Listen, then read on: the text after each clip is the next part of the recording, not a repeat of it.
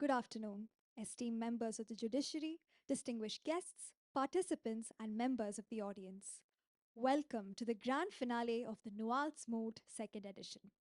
It is with the highest honor and profound reverence that we welcome to judge our finalists the distinguished bench of the Honorable High Court of Kerala. It is our profound honor to welcome Honorable Justice Bechu Kurian Thomas, sir. Justice Bechu Kurian Thomas is a highly esteemed jurist of the Honorable High Court of Kerala, recognized for his unparalleled expertise across constitutional law, administrative law, taxation, corporate law, arbitration, environmental law, civil law, criminal law, and maritime law. He graduated first in his class from the Government Law College, Ernakulam, with gold medal bar. Justice Thomas has appeared before the Supreme Court of India, the National Company Law Appellate Tribunal, the National Green Tribunal, and other courts. He has been a senior advocate of Kerala's High Court, a founding and governing council member of the Indian Institute of Maritime Law, and a member of the Indian Institute of Arbitration and Mediation. We are privileged to have Honorable Justice Bechu Kurian Thomas, sir, presiding over this grand finale. We are immensely honored to welcome Honorable Justice Gopinath P. Sir.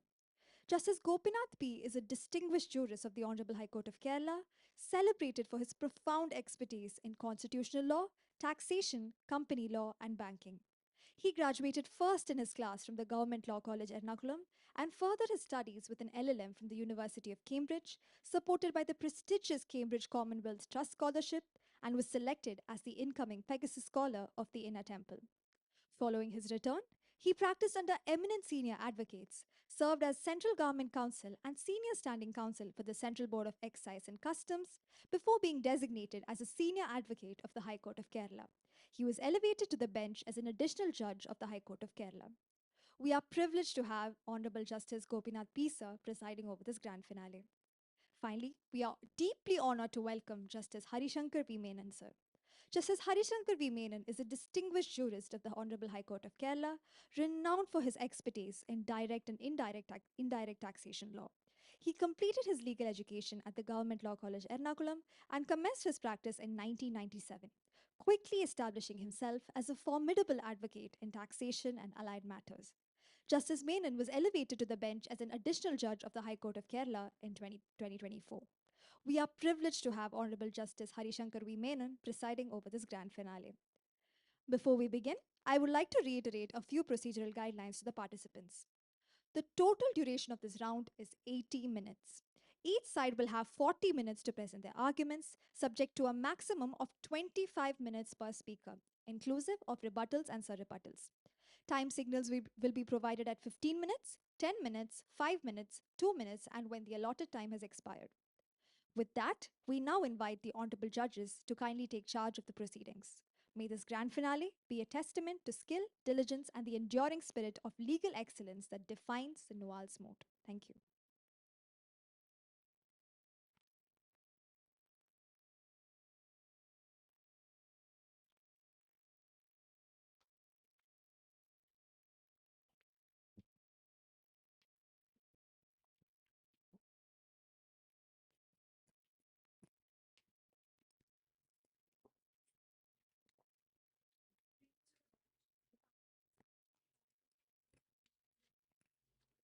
Please.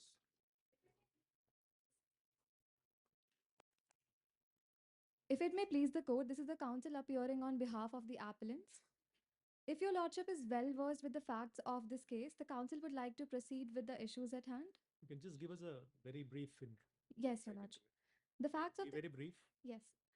The facts of the case can be summarized in 6 brief points. Firstly, Empiria Aviation Aurora Private Limited, which is Aurora, leased aircraft from Oscora Leasing Regnora Limited, a Regnorian company wholly owned by Valencia Group LLC, which is an investment fund based in Ignavia. Secondly, Oscora purchased 10 aircraft of the same make and model as ordered by Empiria Aurora and leased them to Empiria under a dry operating lease, with ownership reverting to Oscora after a lease termination. Thirdly, Oscora filed nil income in Aurora, claiming the lease income was not taxable. Thereunder, Article 12, Clause 3, Clause A of the Aurora Regnora DTAA, which runs parallel to the India Ireland DTA in the present matter, asserting that it was not royalty. Fourthly, the assessing officer invoked the principal purpose test under the multilateral instrument, arguing Oscora's incorporation lacked commercial substance and aimed solely at obtaining treaty benefits. The DRP upheld the assessing officer's order. On appeal, the Income Tax Appellate Tribunal has reversed this decision, ruling that Oscora's structure had commercial validity, the PPT was wrongly applied, and the lease income was not taxable in Auroria. The revenue has thus appealed before this High Court of Auroria and raising substantial questions of law on the applicability of the said MLI as well as the characterization of the lease income and Oscora's eligibility for the DTA protection. If your lordship Yes. is satisfied with the issues. Yes. Good. Your lordship, the present council will be dealing with issues number 1 and 3, whereas my co-counsel will be dealing with issues number 2. If your lordships are satisfied with the order of the issues. Sure. Yes. Can go. The council seeks permission to present the arguments advanced. Much obliged, your lordship. Your lordship, it is the contention of the appellants that the notification dated 9th of August 2019, also known as the omnibus notification, of the multilateral convention to implement tax treaty related measures to prevent base erosion and profit shifting validly modifies the Auroria Regnora DTAA and hence incorporates the principal purpose test in the said DTAA. But before delving in the core of the issue, allow me to briefly set the global context in which the MLI was designed. Your Lordship, the OECD's initiative on the base erosion and profit shifting, commonly known as the BEPS Action Plan, was launched to counter aggressive tax planning strategies that are being adopted by multinational enterprises these days.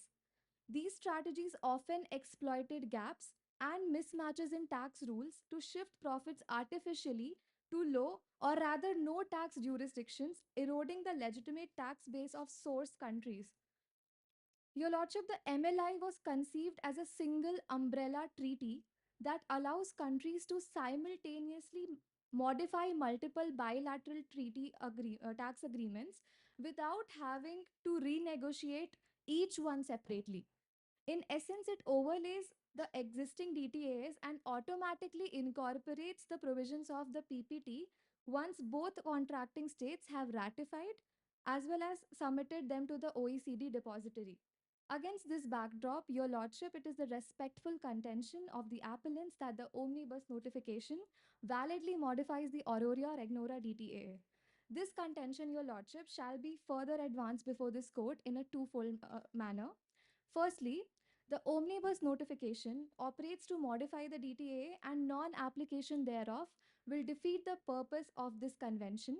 And secondly, the Supreme Court's ruling in the Nestle SA case is distinguishable and cannot be applied to the present case. Coming to the first limb of my submission, Your Lordship, it is contended that both the states, which is Auroria and Regnora, have ratified the MLI, Auroria in June 2019 and Regnora in January 2019. As both submitted these ratifications to the OECD depository, with their lists of covered tax agreements explicitly including the Auroria Regnora DTAA.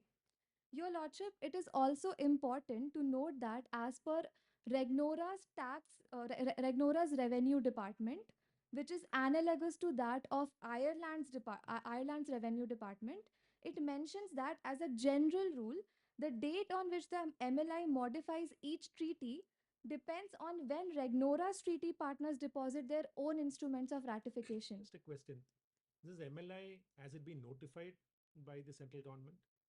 Yes, Your Lordship, the MLI has been notified as an omnibus notification on 9th of August 2019, and the Auroria Regnora DTAA is one of the covered tax agreements in that notification. MLI has been notified by the central government under Section 90. 90 clause 1, yes, yes, Your It's Lordship. been notified. Yes, Your Lordship. As an omnibus notification, it has been notified All right. back in 9th of August 2019, dated, yes. If I may proceed? Yes. Yes. Consequently, once Auroria ratified the MLI, it operated to modify the Auroria Regnora DTA on the date of such ratification according to the understanding of Regnora's revenue department. Therefore, even after Aurora's ratification in 2019, Your Lordships, if the provisions of the MLI are not applied to the DTAAs, it would defeat the very purpose as well as the intent of the multilateral convention. Furthermore, to require a subsequent bilateral notification for each DTAA covered by a multilateral convention would impose an additional procedural hurdle that the MLI's design was explicitly intended to avoid. 1 second. Yes.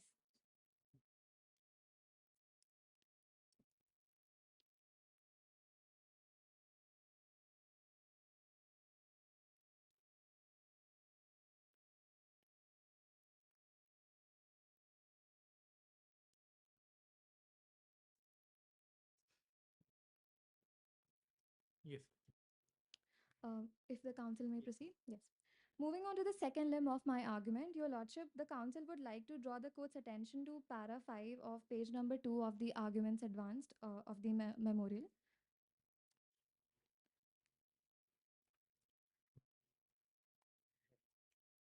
Um, Page 2 of the arguments advanced.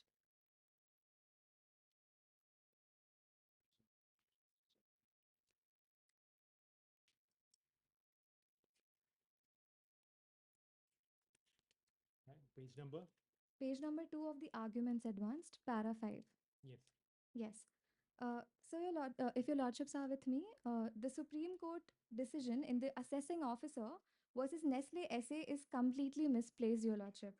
The Nestle SA case dealt with a fundamentally different question altogether, which is whether the most favored nation clause, that is the MFN clause, contained in certain DTAs, allowed automatic importation of benefits from other treaties concluded with OECD member states. However, Your Lordship, the MLI is an entirely different in nature. The MFN clause at issue in Nestle SA was a bilateral provision within a specific DTAA dependent upon subsequent treaties. In contrast, the MLI is a comprehensive multilateral convention, and in the present case, both the states have ratified the MLI back in 2019. In Nestle SA, the court placed considerable weight on the government's established treaty practice of issuing separate notification to operationalize MFN benefits. However, in the context of MLIO Lordship, no such treaty practice exists. On the contrary, there is a clear practice of omnibus notifications for multilateral instruments. One such example would be the Multilateral Convention on Mutual Administrative Assistance in Tax Matters, also known as the MAAC, which was signed by India at the OECD headquarters back in 2012 under section and was subsequently notified as well under section 90 clause 1, and no country specific notifications were required.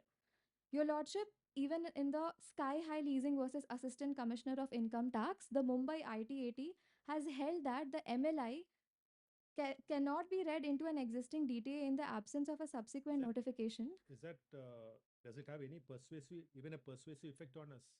No, it does not have a persuasive effect on us, and it is not. I'm not even relying on that case for as a contention. Why, But I'm. why does it not have a persuasive effect? It's a tribunal judgment. Right. Yes.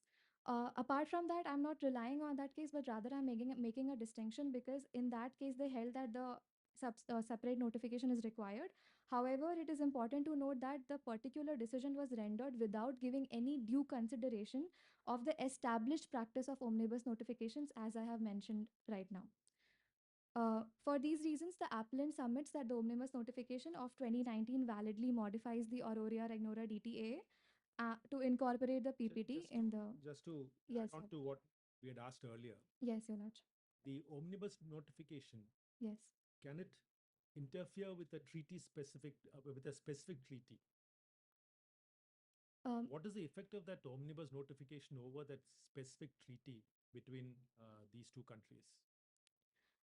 So the omnibus notification has in its annexure, it contains multiple covered tax agreements, as I already mentioned, and uh, it. It's a general one. Mhm. It's general. It's omnibus, covers everything.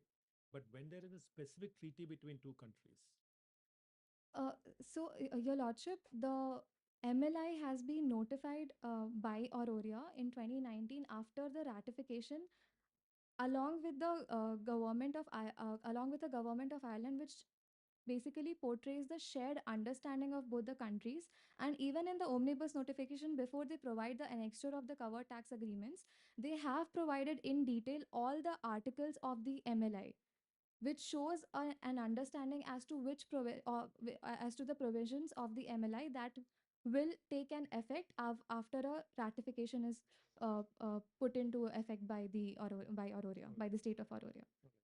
Yes. In the context of these specific words used in subsection 2 of section 19, Yes, Your Lordship. income tax, Yes, Your Lordship. that speaks of applying the beneficial terms of the notification of the agreement, DTA, Hmm. even if there is any contrary provision, the income tax, whatever is more beneficial will apply. Now that speaks only of the agreement. Agreement of the government of any country outside India. Can you classify the MLI as an agreement which, if it comes within subsection 2 or section 3? Because it's not country specific. Section specifically speaks of country specific agreement. Can you put it within that clause of subsection 2 of section 9? Yes, Your Lordship. So, firstly, the notification has been made under the statutory mandate under Section 90, Clause 1 itself. So, it does satisfy the domestic laws. And secondly, with regard to the fact where you mentioned that DTA provisions apply when it's more beneficial to the SSE, it is important to note that the MLI has been introduced to provide anti-abuse measures such as the PPT that actually restrict benefits when there is a case of tax evasion. Yes, Okay. yes, Your Lordship. Uh, if Your Lordship is well satisfied with the arguments presented, the Council seeks permission to move to issue 3. Much obliged. Your Lordship, it is contended that Valencia Ignavia does not qualify as a resident of Ignavia within the meaning of Article 4 of the DTAA. This submission is advanced in a fourfold manner. Firstly, Your Lordship, Valencia Ignavia cannot qualify as a person under Article 3 of the Valencia Ignavia DTAA. Firstly, why? Because Article 3, Clause 1, Clause E of the Auroria Ignavia DTAA cannot be read in such an expansive manner which will include terms or entities that were never intended to be included in that law. I would like to rely on a Latin maxim here, which is expressio unius est exclusio alterius, which basically means express mention of one implies the exclusion of another. Your Lordship, important for principles of interpretation is that we cannot the basic rationale behind this entire maxim is that had the legislature intended to include a particular thing or a particular entity or an LLC, it would have done so in the statute. It would have referred that particular term expressly. So that considering that an LLC has nowhere been mentioned under Article 3, cannot be implied to mean that it can be construed as a person. Secondly, Your Lordship, Valencia Ignavia is not liable to be taxed in Ignavia and therefore fails to satisfy the threshold of Article 4. Um, Your Lordship, the crux of Article 4, Clause 1 lies in the phrase liable to tax, which has been consistently interpreted to mean a legal liability or a statutory obligation to pay taxes and not the mere eligibility to pay taxes. Article 4, Clause 1 of the Auroria Ignavia DTAA defines a resident as a person who, under the laws of the state, is liable to tax therein by reason of domicile, residence, place of management, or any other similar criterion. Your Lordship, in the case of Wild West Domains LLC versus ACIT, the Honorable Tribunal held that a US based limited liability company was not liable to tax in the United States because, under the US federal law, the LLC's income passes through to its members. The LLC itself bears no tax obligation and therefore it cannot be considered as a resident for the purposes of the India USA DTAA. Is Regnora on Oscora Regnora a resident in Ireland? Yes, Your Lord. Oscora Regnora has been provided with a TRC. So then However, why should we go into the residential status of Valencia Ignavia? so, Your Lordship, issue 3 forms one of the premises for issue 2, which is the principal purpose test, because the whole transaction here in the present matter is to interpose Oscora Regnora as an entity between the transaction of Empiria Auroria and Valencia Ignavia, since Valencia Ignavia is an LLC and therefore not eligible to be a resident under the laws of Ignavia. Third issue is a continuation of the second issue, actually. Yes, Is it yes, Your Lordship. support of the second issue. Yes, yes, Your Lordship. All right. Moving on to my third submission, the definition of resident under Article 4 does not extend to fiscally transparent entities such as an LLC that lack independent tax personality in their state of formation. Your Lordship, under the Ignavian domestic law, specifically under the Internal Revenue Code, Section 701, a multi-member LLC is treated as a partnership by default. It therefore is fiscally transparent, which means that the entity is not itself recognized as a separate taxpayer. It is construed in the US law that such entities are pass-through entities, which means that the liability to tax passes through to its member. There is nothing in the fact to satisfy the contention that the income of Valencia Ignavia is being taxed through the parent entity. And secondly, in the absence of any evidence as to its taxation through the parent or US corporation, in question, it would be illogical to assume that the TRC status of the parent corporation would apply to business unit or Valencia in the present case. Which brings me to my last argument, Your Lordship, that that the TRC which has been given in the present case has not been actually given to Valencia. I would like to place my reliance on the clarifications, clarification number 6 specifically. If Your Lordship, if you are with me, clarification 6 reads as the above named limited liability company is a branch, division, or business unit of a US corporation that is a resident of the United States of America for purposes of US taxation. This basically means that the TRC is not given to the limited liability company as such, but rather to the corporation of which it is a division, business unit, or branch.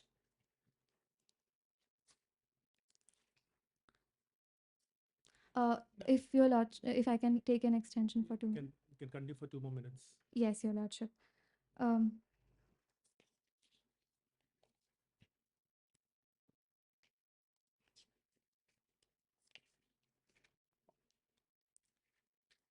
Your Lordship, I would also like to place my reliance on the case of Linklaters LLP versus ITO, where the court held that only those entities that bear tax liability under domestic law can claim residency under Article 4. As we already proved that the LLC does not have a valid TRC, it cannot be construed as a person, as well as it being a fiscally transparent entity is not liable to pay the taxes as well, is therefore not falling within the ambit of a resident and ambit of the resident, and therefore it is a humble submission of the appellants that Valencia Ignavia, not being liable to pay tax in its own name and being fiscally transparent under the Ignavian law, fails the fundamental condition of Article 4, Clause 1. If Your Lordship is satisfied with the arguments presented, my co-counsel will take this forward for issue 2. Right. Thank you. Much obliged, Your Lordship. It was a pleasure. Yes, please.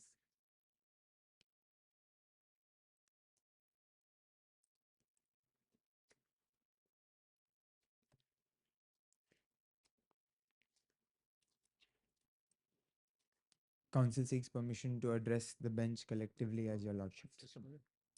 Much obliged. May it please Your Lordships. One second.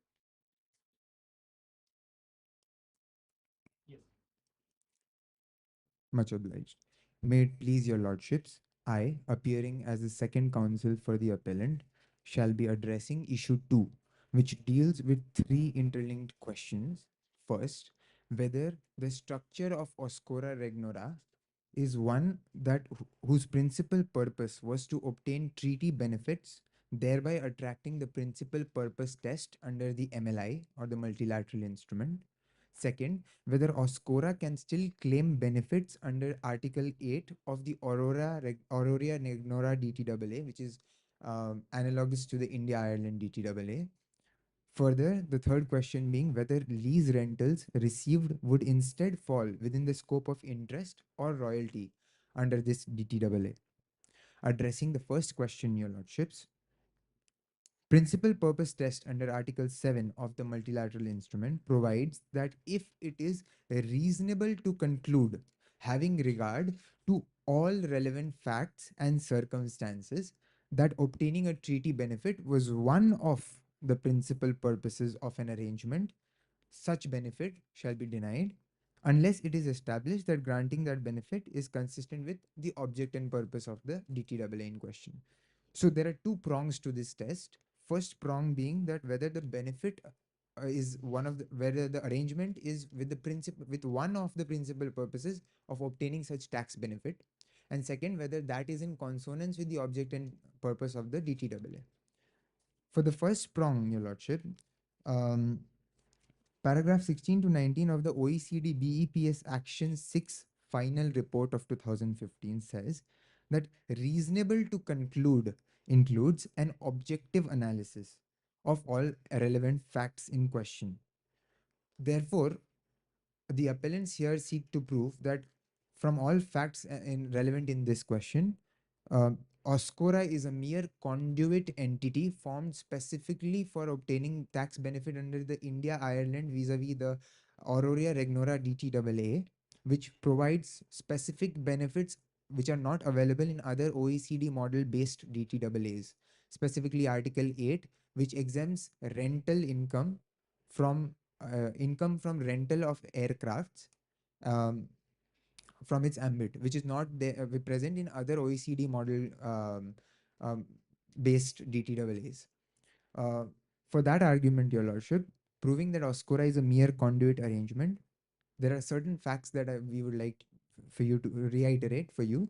First, that Oscora was incorporated. First, that the company Oscora Regnora has a paid up capital of just $1, which is grossly inadequate for an entity that is leasing out 10 aircrafts in a single transaction and also operates in so-called 25 other jurisdictions, Your Lordship. So this token capitalization mirrors what the DRP has already recognized as a nominal shell without economic substance. In the COSI aviation case, um, it was held that substantive capitalization, Your Lordships, is expected where substantial assets are involved. In this case, in this transaction itself, it is 10 aircrafts, which goes into millions and millions of dollars, Your Lordship. Therefore, substantive capitalization is expected, and a mere $1, even if it is allowed in Regnorian laws, is a is a is an indication of a sham entity in the form of Oscora Regnora Limited, Your Lordship. Further, Oscora was incorporated in August 2020, and within just 4 months of its incorporation, it executed this lease agreement in question, Your Lordship. What is wrong with that? Your Lordship, usually these lease agreements and aircraft lease agreements in question have a longer negotiation period. For example, 10 months. For example, in the Sky High leasing case, Is that a matter for your consideration? it is just yes, It's a commercial arrangement that they've done. yes, Your Whether Lordship. it is done within 2 months or 1 month, probably they're very competent enough to do it within a matter of 4 months after the DTA came into it. What is wrong with it? Definitely, Your Lordship. In isolation, we are not saying that it is specifically completely wrong, but in light of all the factors that we are addressing one by one, which we'll also further address, this is a matter of suspect, Your Lordship, because even in the Sky High case, which was a recent IT80 judgment for persuasive value, uh, the transaction had a 10-month gap, and Therefore, this 4-month gap is a very less gap, further substantiated by the directors of Oscura Regnora are directors of 100 other companies, Your Lordship. 100 other companies, revealing a paper-based governance. There is no actual governance or decision-making body in Oscura Limited, Oscura Regnora, in Regnora, which shows again that it is a sham entity, Your Lordship, and raises, and as also held in the Sky High leasing case as discussed earlier, it raises legitimate uh, concerns over the business substance. Fourth, effective control and financing lie not in Regnora, but with Valencia Group LLC, which is an entity in Ignavia, parallel to US, and not Regnora parallel to Ireland. Why that is relevant is because the benefit being claimed for tax exemption under Article 8 is in Regnora. For that, the entity is supposed to be in Regnora to fulfill the object of the treaty, right? Which we will be substantiating further. But the financing and the effective control both of the entity Oscura Regnora is held by Valencia Ignavia, which is not an entity in Regnora itself, and is not even a taxable entity in Ignavia, which in the jurisdiction in which it is operated. So all these factors together, and the fact that its administration is outsourced to England. Oscura Regnora's administration is also outsourced to England. So there is no nexus between Oscura Regnora and Regnora at all. Therefore, this entire arrangement is to just take benefit in the form of a special purpose vehicle of the Regnorian laws and the Regnor India Auroria Regnora DTAA, Your Lordship. And that is why the PPD test here is fulfilled, because the entire formation of Oscura Regnora is in question as a special purpose vehicle for this particular transaction, Your Lordship. Moving to the second limb of the PPT argument, Your Lordship, the object and purpose of the treaty, as stated in the proposition itself, is to promote genuine cross-border trade and investment, not artificial interposition and intermediation, which they have done in this case, Your Lordship. So it goes grossly against the object of the Auroria Regnora DTAA. Suppose the respondent has taken advantage of the treaty. Yes. Can you classify it as a treaty abuse to disregard the treaty? They've taken advantage, the benefit out of the treaty. Treaty has been formed for the purpose of conferring some benefit. Definitely, definitely. They've taken that benefit. Agreed, Your Lordship. But the purpose of the treaty is to for genuine entities based in Auroria or Regnoria to take benefits of that treaty between transactions of these two countries. But if a third country entity is forming a special purpose vehicle with no management, directors which are sham, no employees at all, in the facts it's mentioned that they do not even have employees, there is no management, there is no share capital also, it's a sham entity only to take benefit in that transaction of this particular exemption. That is the problem, Your Lordship, because there is no particular commercial rationale or economic substance in this. They are doing it only so that in this particular transaction they can evade tax by using this clause, because both the entities are not, because Valencia Ignavia is not related to Regnora, but it is forming a special purpose vehicle because only the Regnora Auroria DTAA provides this exemption, which no other DTAA based on the OECD model provides. But hey, Regnora is a hub of Leasing. Aviation leases. Agreed, Your Lordship. But then there is no economic substance at all, Your Lordship. Even if you look at Valencia Ignavia, it has been an entity in the US. It does not even have a taxable, and that is also not even a taxable entity in US. So it could not have claimed US India, or in this case Auroria Ignavia DTAA benefits as well. So this entire formation of Oscura Regnora was for the purpose of this particular tax benefit, which is a problem from the PPT test of the MLI. So you want us to lift the corporate wheel of Regnora? Yes, Your Lordship. Yes, because the problem is, do the circumstances permit us to do that? Your Lordship, for our contention, we do not require you to go to that extent. What we require you to look at as the court, as your Lordship. Without lifting the corporate wheel, how do we go into Ignavia, Valencia Ignavia? Yes, Your Lordship. Right now it is only Regnora and Auroria. Now you want a third. You want us to consider the third entity, which is Valencia Ignavia. Yes, Your Lordship. We can go into that only if we lift the corporate wheel. When can we lift the corporate wheel? Thank you, Your Lordship. So first of all, before addressing that, I would just like to say that our main concern is the PPT test, All right. which shows that Oscora Regnora is formed for this particular tax benefit or not. Whether it is formed by its parent entity, what liability should the parent entity bear, or whether the corporate veil should be lifted is a different question. But first of all, what we are trying to prove here is Oscora Regnora itself was formed for this particular tax benefit. So if that is proved, the PPT applies. If the PPT applies, then no benefit under the DTAA accrues to Oscora Regnora at all. Which means, and that is our primary concern, Your Lordship, that Oscora Regnora is liable to pay tax in our jurisdiction in Regnora, in Auroria, because Oscura regnora is formed with that particular purpose and is not eligible to claim treaty benefits under the Auroria regnora DTAA. So far as that is concerned and the PPT test is proved, our concerns are um, uh, solved, Your Lordship. All right. Yes. Moving, if Your Lordship is satisfied, moving to the second question under this issue is whether Article 8 of the DTAA would grant relief to Oscura regnora in this case. Now, Article 8 of the DTAA covers income from operation or rental of aircraft in international traffic. We acknowledge that this is a special provision made for adding rentals as well, and we are not going to argue that there should be an operational nexus between between the lessors leasing the aircraft, and we acknowledge that the rental itself falls under this exception. However, the problematic phrase here is international traffic, Your Lordship, because international traffic, because one important thing to note is Empiria Auroria, which is the lessee in question, is a domestic airline not operating in international traffic. Now, international traffic is defined under Article 3(1)(f) of the India Ireland DTAA or the Auroria Regnora DTAA. 3. 1F, Your Lordship.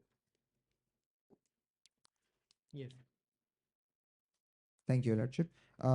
If Your Lordship is with me, the term international traffic means any transport by a ship or aircraft operated by an enterprise of a contracting state, except when the ship or aircraft is operated solely between places in the other contracting state. Now, the important word that we want to highlight here is operated, Your Lordship. So, we contend that operated means it contemplates only a wet lease and not a dry lease in question, Your Lordship, in this case. Why do you say that? Because in our present case, Oscura Regnora is not the one operating the flights. Therefore, what is operated as international traffic in question is not clear. Uh, so this definition contemplates only wet leases where the lessor is providing crew members as well and is therefore operating that aircraft as well. Are you not attempting to include words that are not there in that clause? No, Your Lordship, because operated is a very included word in the clause itself, Your Lordship. Yes. Further, even if the court were to say, were to refuse this contention that it is only applicable to wet leases, therefore, if we are to take this contention, the term international traffic would mean that the lessor being being the enterprise of a contracting state, which means the lessor being in Regnora, flights operated solely in India would not fall under international traffic. The facts clearly suggest that sorry, I said India, I meant Auroria in this case, Your Lordship. Apologies. Empiria Auroria is a domestic airline, and there is nothing to suggest that it has any permissions to operate internationally. Neither that averment has been adduced by any of the appellants of the respondents in any of the cases earlier in front of the DRP or in front of the ITAT. Therefore, it is evident that Empiria Auroria is a strictly domestic airline with no permissions to operate any international flights, Your Lordship, because of no amendments made clearly. Further, in the Kosi Aviation case, which had similar facts, the international traffic grounds were accepted only because Indigo showed a valid certificate of deployment to that effect, Your Lordship. In this case, there is no such evidence also adduced. Therefore, the respondents have failed to carry their burden to address their burden of proof, and that is why there is no proof of international traffic, Your Lordship. Therefore, Article 8 squarely does not apply. All right. Moving to, if your lordship is satisfied with this argument, further, if since the PPT applies, no benefit under DTAA applies. So anyway, Article 8 would not be applicable. Moving to the third question under this issue, your lordship, lease rentals are taxable as interest or royalty in this case. Your lordships, our primary contention is, since PPT does not apply, DTAA at all does not apply, and therefore this arrangement would fall as a and be taxable as royalty under section 916 of the Income Tax Act, which defines royalty. And explanation 2 to section 916 provides that royalty in the context uh, defines royalty, and in the context includes consideration for the use or right to use any industrial, commercial, or scientific equipment. Now, in the case of West Asia Maritime Limited versus the ITO, the court explicitly held that in the interpretation of tax treaties, aircrafts and ships have always fallen within the phrase of industrial equipment. Therefore, this provision squarely applies in this case. Therefore, um, without the need of any so therefore lease payments in this regard would therefore qualify as royalty under in this case. In the Supreme Court also affirmed in Ishika Vajma case that such income is taxable in the source state regardless of whether the non-resident has a permanent establishment for royalty in this case, your lordship. Alternatively, if the court were to reject the PPT argument as well, then we contend, your lordship, that it is a finance lease and therefore it is not, and as it is rightly characterized by the DRP, and therefore it does not fall under um, Article 8, which is rental of aircraft, but it falls under interest, which is Article 11 of the DTAA in question. The Supreme Court in the case of thank you. The Supreme Court in the case of Association of Leasing and Financial Service Companies versus Union of India case has observed that if a lease transfers all Yes, thank you, continue. Lordship. In the case of Association of Leasing and Financial Service Companies case, the Supreme Court has observed that if a lease transfers all risks and rewards incidental to ownership, even though the title may or may not be eventually transferred to the lessee, it will constitute a finance lease. In this case, even though the ownership is not per se transferred to the lessee or lordships, the risks and rewards are completely transferred in the hands of the lessee. Therefore, this case applies and it is squarely a finance lease. Further, the Regnorian depreciation rules provide the depreciating an asset on the straight line method for 6 to 8 years. Just one clarification that Article 8, does it make any differentiation as regards the lease rental and a finance rental? Your lordship, because it talks about operation or rental of aircrafts in Only rental. international traffic. Only rental. Yes, your lordship. Is there a differentiation as regards lease rental and a finance rental in Article 8? That has been interpreted, your lordship, in even in the OECD commentary, your lordship. Saying what? Um, just a second, I'll pull out that. Your lordship.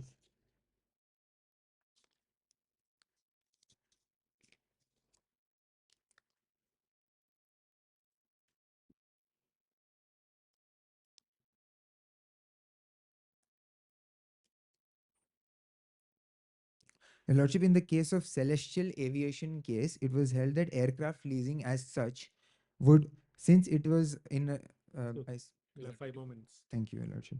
It was held that since such an arrangement was structured in such a way that it was finance lease, which I'll be proving, that is why Article 8 did not apply and Article 11 applied, taxing it as interest, your lordship. It was held in August 2025 in the Celestial Aviation case as well. Yes.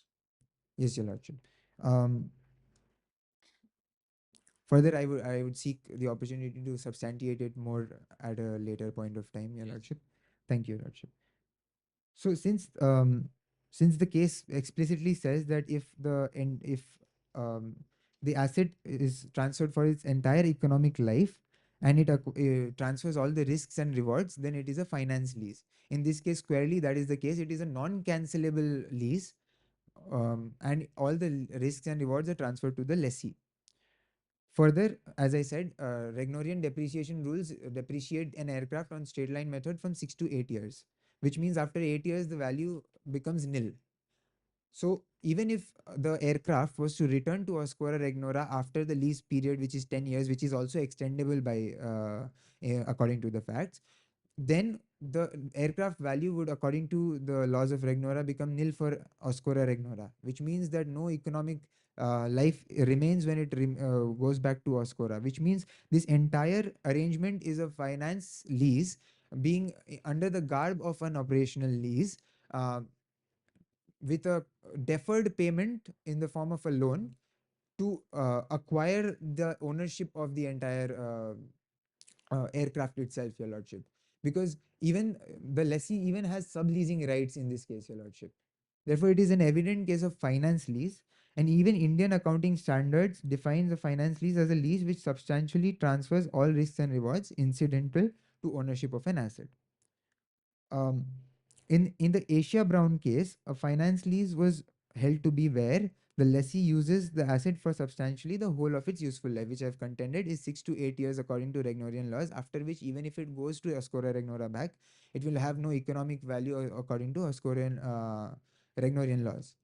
Therefore, it is a clear case of financial lease and it would be taxed under Article 11 as interest, your lordship. With this, your lordship, we conclude our submissions. And Just two questions. yes, your lordship. You have one. All right. One is, assuming we accept all your contentions, the gist of it is that merely because you have the SSC was set up as a special purpose vehicle, and its ultimate shareholders are all not belonging to Regnora, should the DTA be not made applicable? Okay. Why should we not make the DTA applicable? Okay. So the primary contention here is that, your lordship, that the PPT test would apply. That goes against the principle laid down in Vodafone's case Um, by the Supreme Court, which is binding on us. are you referring to the Where, Nestle? where the tax planning is a legitimate method under law. Yes, your lordship. Definitely. Tax So- planning is a definite and tax efficiency to that matter. If in a transaction, it is a definite method under law. It is not. So here they attempt. created a special purpose vehicle for the as a means of tax planning. Yes, your lordship. Why But should we go and tax them when the DTA specifically excludes it? okay, thank you, your lordship. That is because the Article 7 of the MLI is specifically made for this purpose, your lordship, saying that tax benefits are fine if they are ancillary. But if that is the sole purpose of the transaction, if it is one of the principal purpose, not even the sole purpose.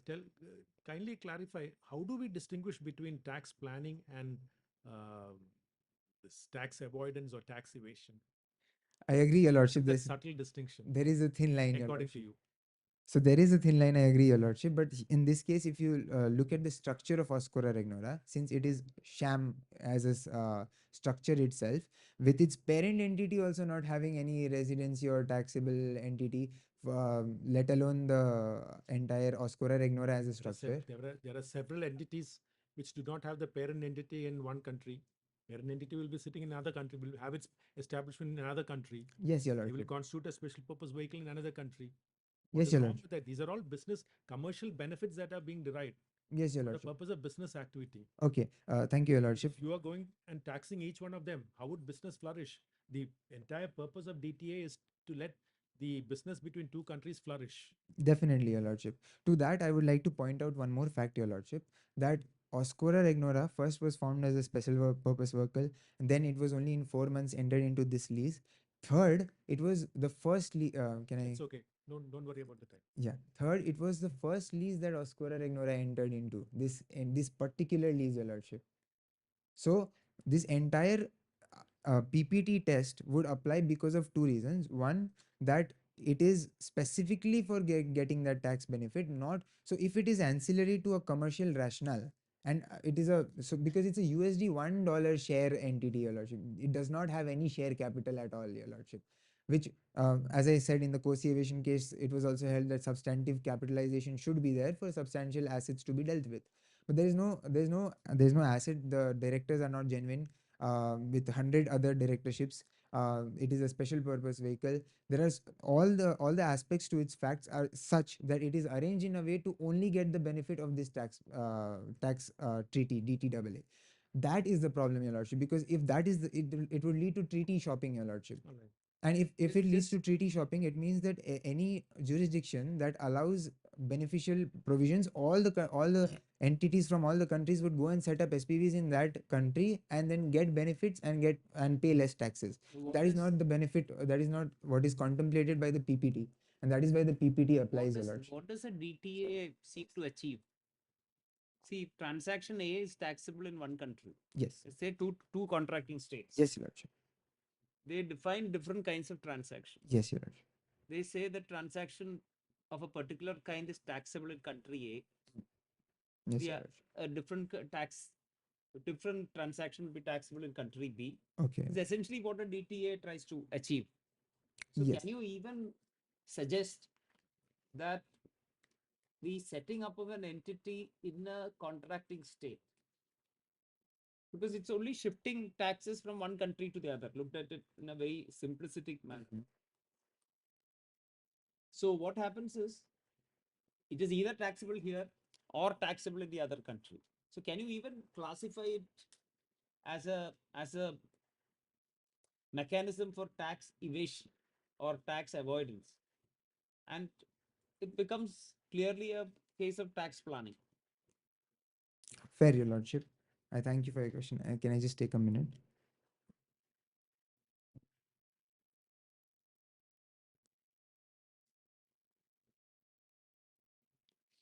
So, Your Lordship, one important thing to note here is if Valencia Ignavia LLC was to enter in itself in this lease as a US entity, as an Ignavian entity which is parallel to US.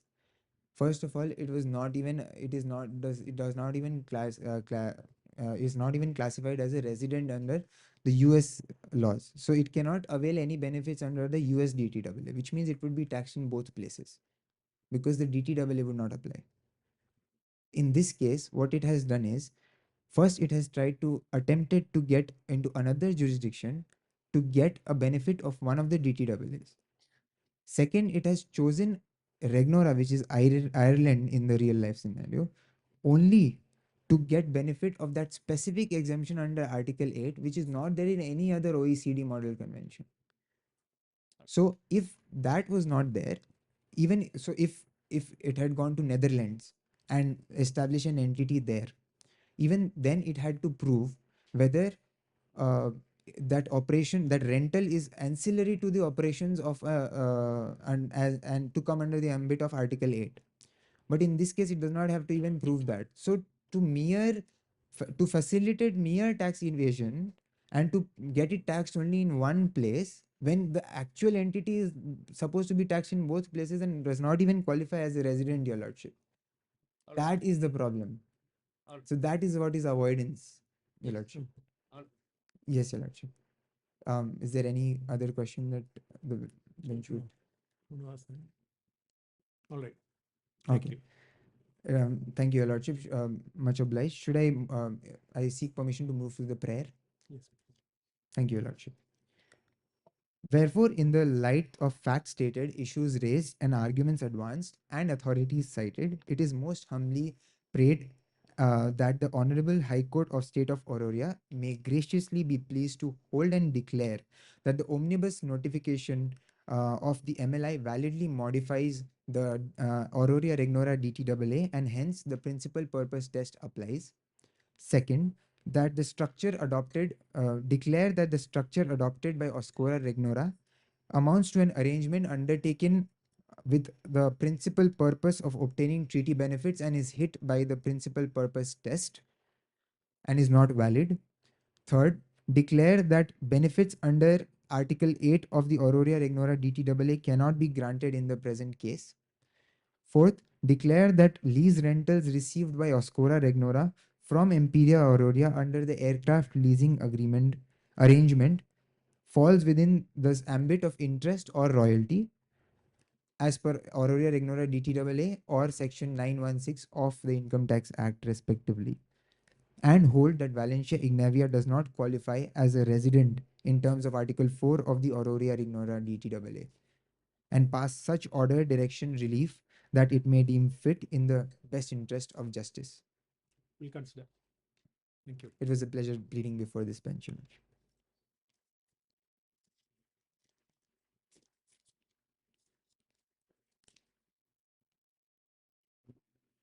The council seeks permission to approach the bench. Much obliged.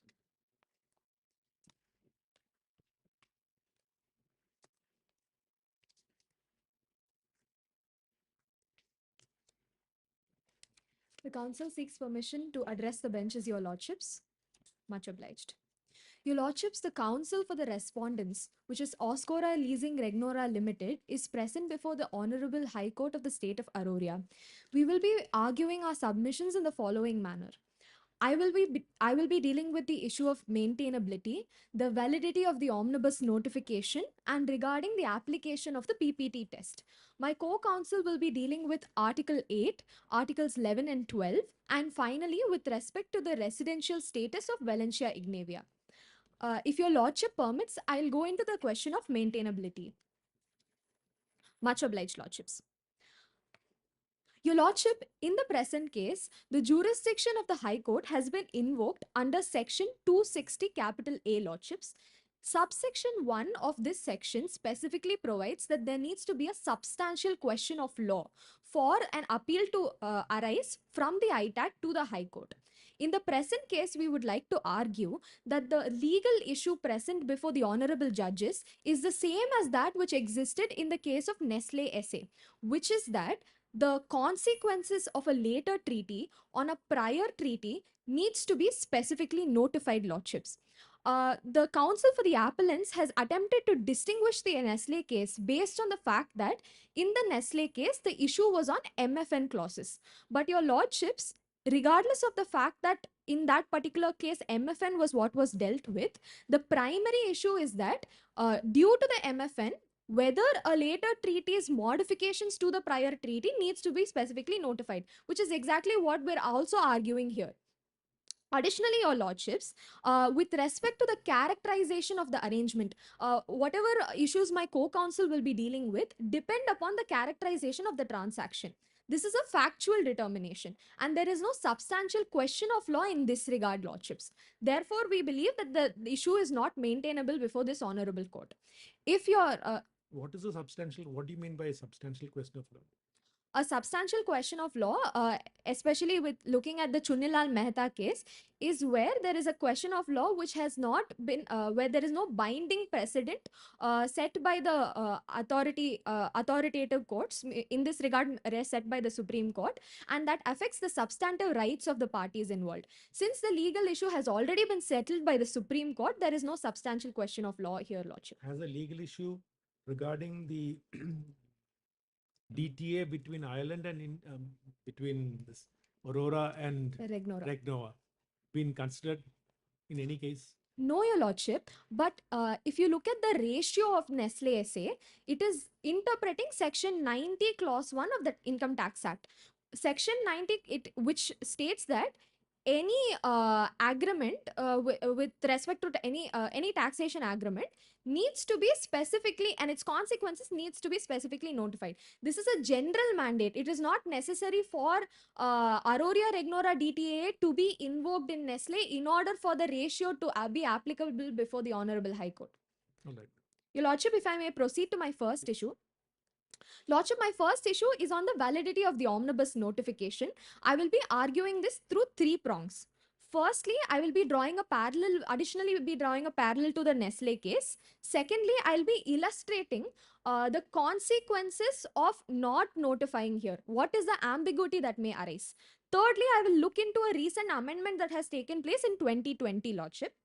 With respect to my first prong, Lordship, in the Nestle SA case, it has been clearly laid out that there is a distinction between an external obligation or an international obligation of a state and its internal applicability. Specifically in paragraph 44, it has been very clearly laid out where the parliament refuses to or fails to, thank you, where or fails to notify a particular agreement, it is possible that the union may be in default with respect to other states, but that does not necessarily make those rights enforceable within the dominion of India, Lordship. Now, the Council for the Appellants has pointed out that in the Nestle case, there was reliance on treaty practice. But in with respect to the MLI, there is no question of treaty practice here. Rather, they have quoted the notification of the Multilateral Administrative Assistance in Tax Matters (MAAC) to state that an omnibus notification is sufficient, Lordships. However, the MAAC is an administrative pact. It does not amend any prior treaties. Therefore, this does not constitute relevant treaty practice in this regard, Lordships. However, whatever treaty practice was observed in Nestle SA is squarely applicable here as well, which is that India tends to specifically notify consequences of later treaties on prior treaties, Lordship. Additionally, Lordship, um, if you additionally, with respect to the methods of implementation, even the MLI and its ancillary documents, such as the legal note on the the OECD legal note on the MLI, specifically states that each state may incorporate the MLI into its dominion in different manners. With respect to India, the standard practice is to issue a notification under Section 90, Clause 1. So, regardless of whether other states automatically incorporate the MLI on ratification, which is what the Council for the Appellants argued that with respect to Ireland, immediately on upon ratification, there is incorporation of the MLI. However, this is not applicable to India. In India, there needs to be a specific notification under Section 90, Clause 1, Lordship. Additionally, Your Lordship, I would also like to specify that in paragraph 88 of the Nestle judgment, it has been specifically given that in case any subsequent agreement has an effect of altering existing law, that needs to be specifically notified. With respect to my second prong, Lordship, I would like to. Madam, just one doubt. Yes. See, the omnibus notification applies when there is an attempt to shift taxes illegally. That's the intent and purpose of the omnibus notification. So should you not be showing to us that, especially in the light of the argument by the other side, that the company which you are representing is a paper company incorporated solely for the purposes of availing the benefits under the DTA?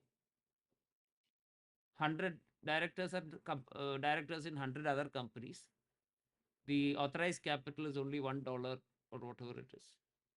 So should you not be showing, or should you not be, could you not also establish that the omnibus notification does not apply? Omnibus notification applies, as we understand your argument, only if there is an attempt to shift taxes legally. If there is any mistake in what my understanding, you can point out. Yes, Your Lordship.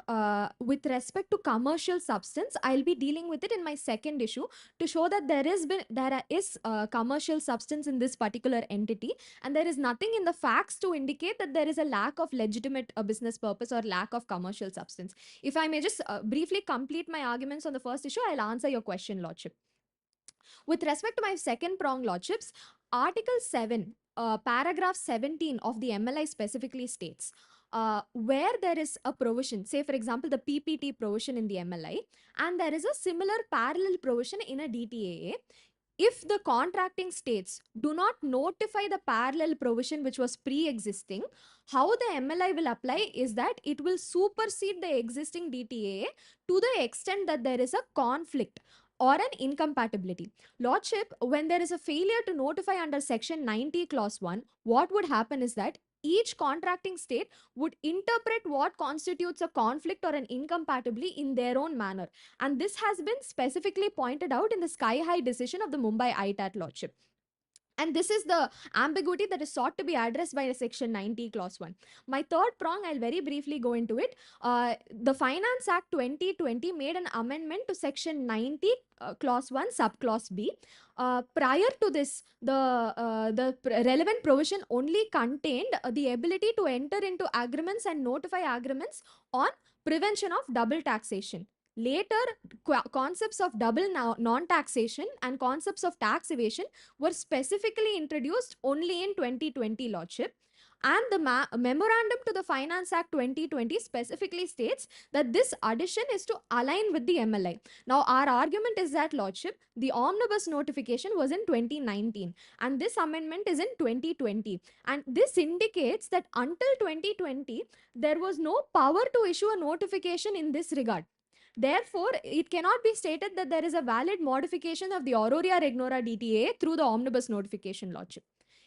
If your Lordships are satisfied, I'll move to my second prong, which answers your Lordship's question. Right. Lordship, my second prong is that the Oscora Regnora entity is not hit by the PPT test, Lordship. I will be addressing this issue through two prongs. Firstly, I'll go into the facts, which essentially shows that there are commercial considerations for incorporating in Regnora, Lordship. Now, paragraph 9 of the proposition specifically looks into how Regnora is a very conducive environment for the incorporation of this entity. Let me just list out the facts. One is that aircraft leasing is one of the largest businesses in Regnora. It is home to 19 out of 20 major lessors. 60% of world leasing takes place there. It is a strategic location and it is in the top 5 for regulation and safety standards. Your Lordship, this exact set of facts was present before the Sky High in the Sky High judgment, Lordship. And specifically, in paragraph 72, the Sky High in the ITAT dealt with these facts and stated that, contrary to what the Appellant Council has stated, there are similar benefits to the Auroria Regnora DTA in other DTAs as well. And the fact that instead of going and incorporating in those countries, they have incorporated in Ireland, Regnora in the present case, indicates that there were commercial considerations behind the incorporation and it was not solely for obtaining the benefit under the Auroria Regnora Should DTA. we rely upon that judgment? Lordship, the judgment has mere persuasive value. However, Doesn't have a persuasive value also. Lordship, our contention is that the facts are very similar and there exists similar benefits under the Italy, Greece and other countries DTAs. The fact that instead of going for those countries for incorporation has been done in a country where there is an established business of aircraft leasing indicates that there have been commercial considerations behind this incorporation, Lordship. Lordship, now I will move to the second prong of my submission, which is I will go through the facts given in the proposition where none of these facts in either singly or put together indicate that Oscora Regnora lacks commercial substance, Lordship. Firstly, I will deal with the question of whether Valentia Ignavia holds Oscora Regnora, Lordship. There has been a misconception of fact by the appellants, Lordship. If your Lordships may refer to paragraph 11 of the proposition. Just a moment, Lordship. I apologize. Paragraph 9 of the proposition, it specifically states, Oscora Regnora during the year under consideration was a part of another group which was acquired by Valentia Ignavia, Lordship. So at the time under consideration, there is nothing to indicate that it was, in fact, the parent entity was in fact Valentia Ignavia, Lordship. Nevertheless, we would like to submit that in the Vodafone case, as your Lordship very aptly pointed out, merely because all of the shares are owned by one person or by the parent has nothing to does not take away the fact that there is a separate legal existence, Lordship. Additionally, merely because a subsidiary may tend to comply with the requests of the parent doesn't mean it is a mere puppet. There needs to be a distinction between power and persuasive position, Lordship. With respect to the question of USD1, as your Lordship pointed out, Paragraph 11 of the proposition specifically gives that there is no embargo under the Regnorian law for having a share capital of 1 USD.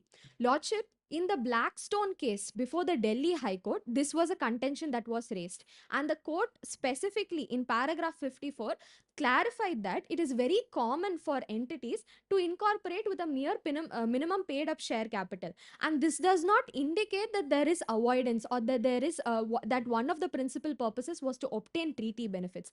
Additionally, Lordship, in the Vodafone decision as well, the contention that was raised was that the finance or rather the value creation does not take place in the Mauritius entity, it is happening through the Mauritius entity.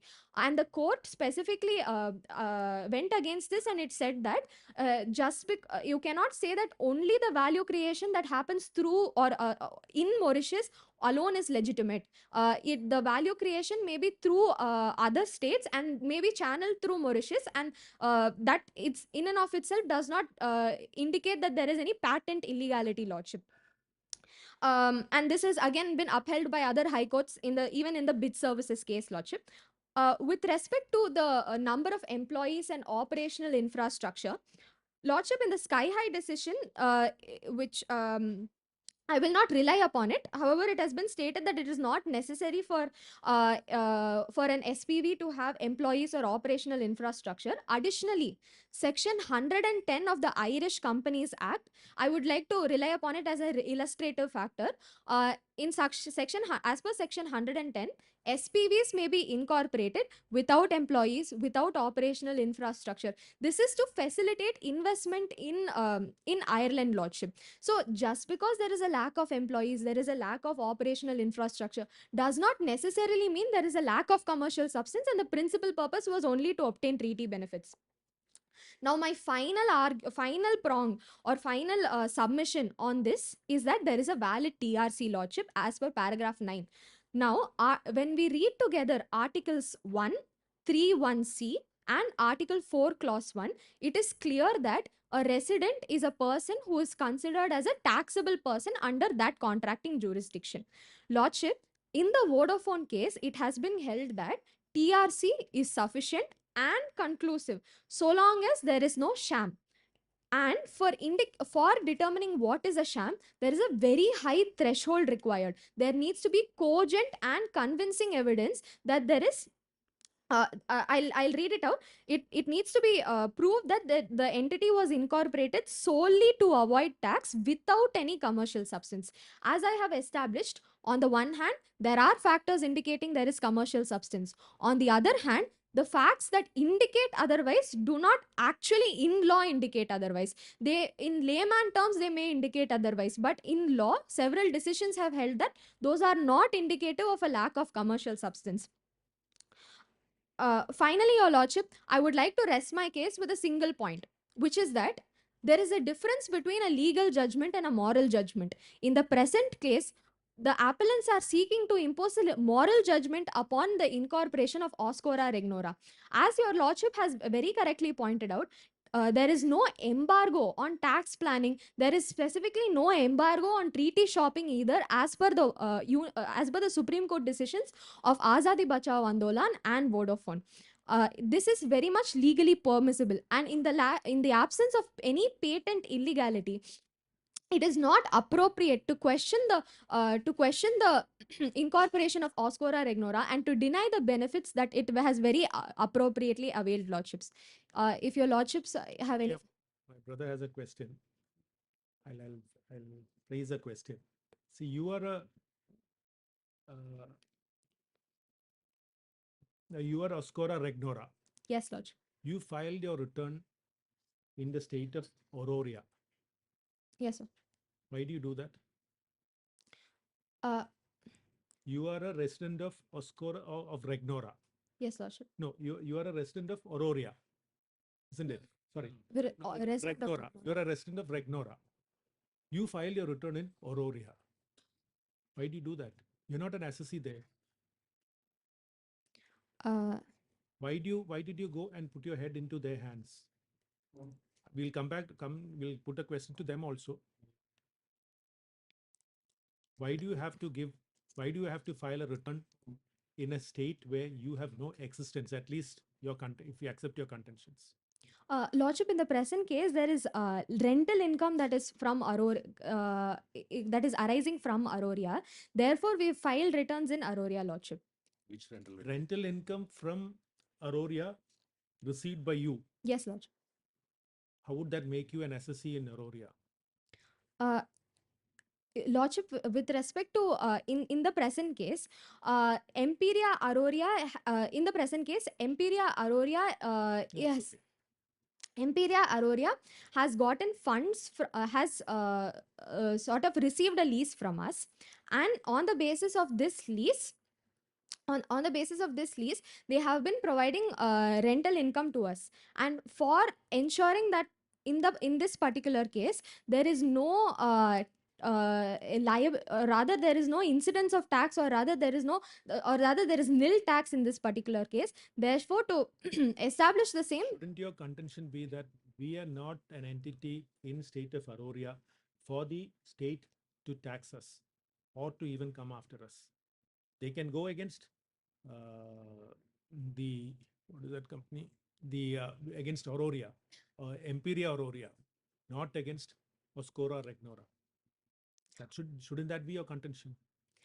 Yes, Your Lordship, in this present, in the facts of the present case, it is Oscora Regnora that has filed the returns in the particular case. Therefore, That's our question. Why do you do that? No, because your case is that you are enjoying benefits of the DTA. If that be the case, you don't have a liability in. You have no liability. You have no liability in Aurora. You're not an entity in Aurora. You suddenly come and file a return in Aurora saying that we have no income. Why do you do that? That is the reason for this whole issue.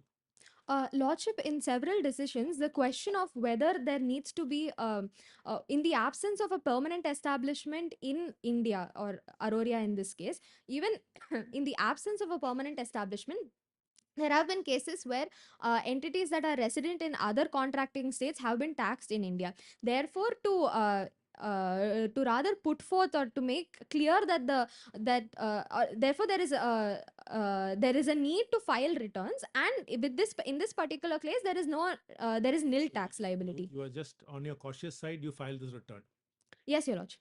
anticipating that they will come after you. Lordship, there are several decisions, and therefore, to ensure that there is no even when there is nil tax to be paid, there is a requirement to file returns. Therefore, we are filing returns, Lordship. All right, we'll ask them. Much obliged, Lordship. It was an honor arguing before this bench. Please. Much obliged.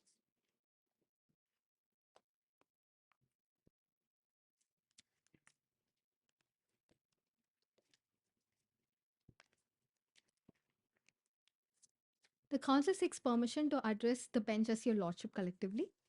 Much obliged. With this, the council moves on to the rest of the issue, that is, whether in facts and in law, the benefits under Article 8 shall apply in this particular case.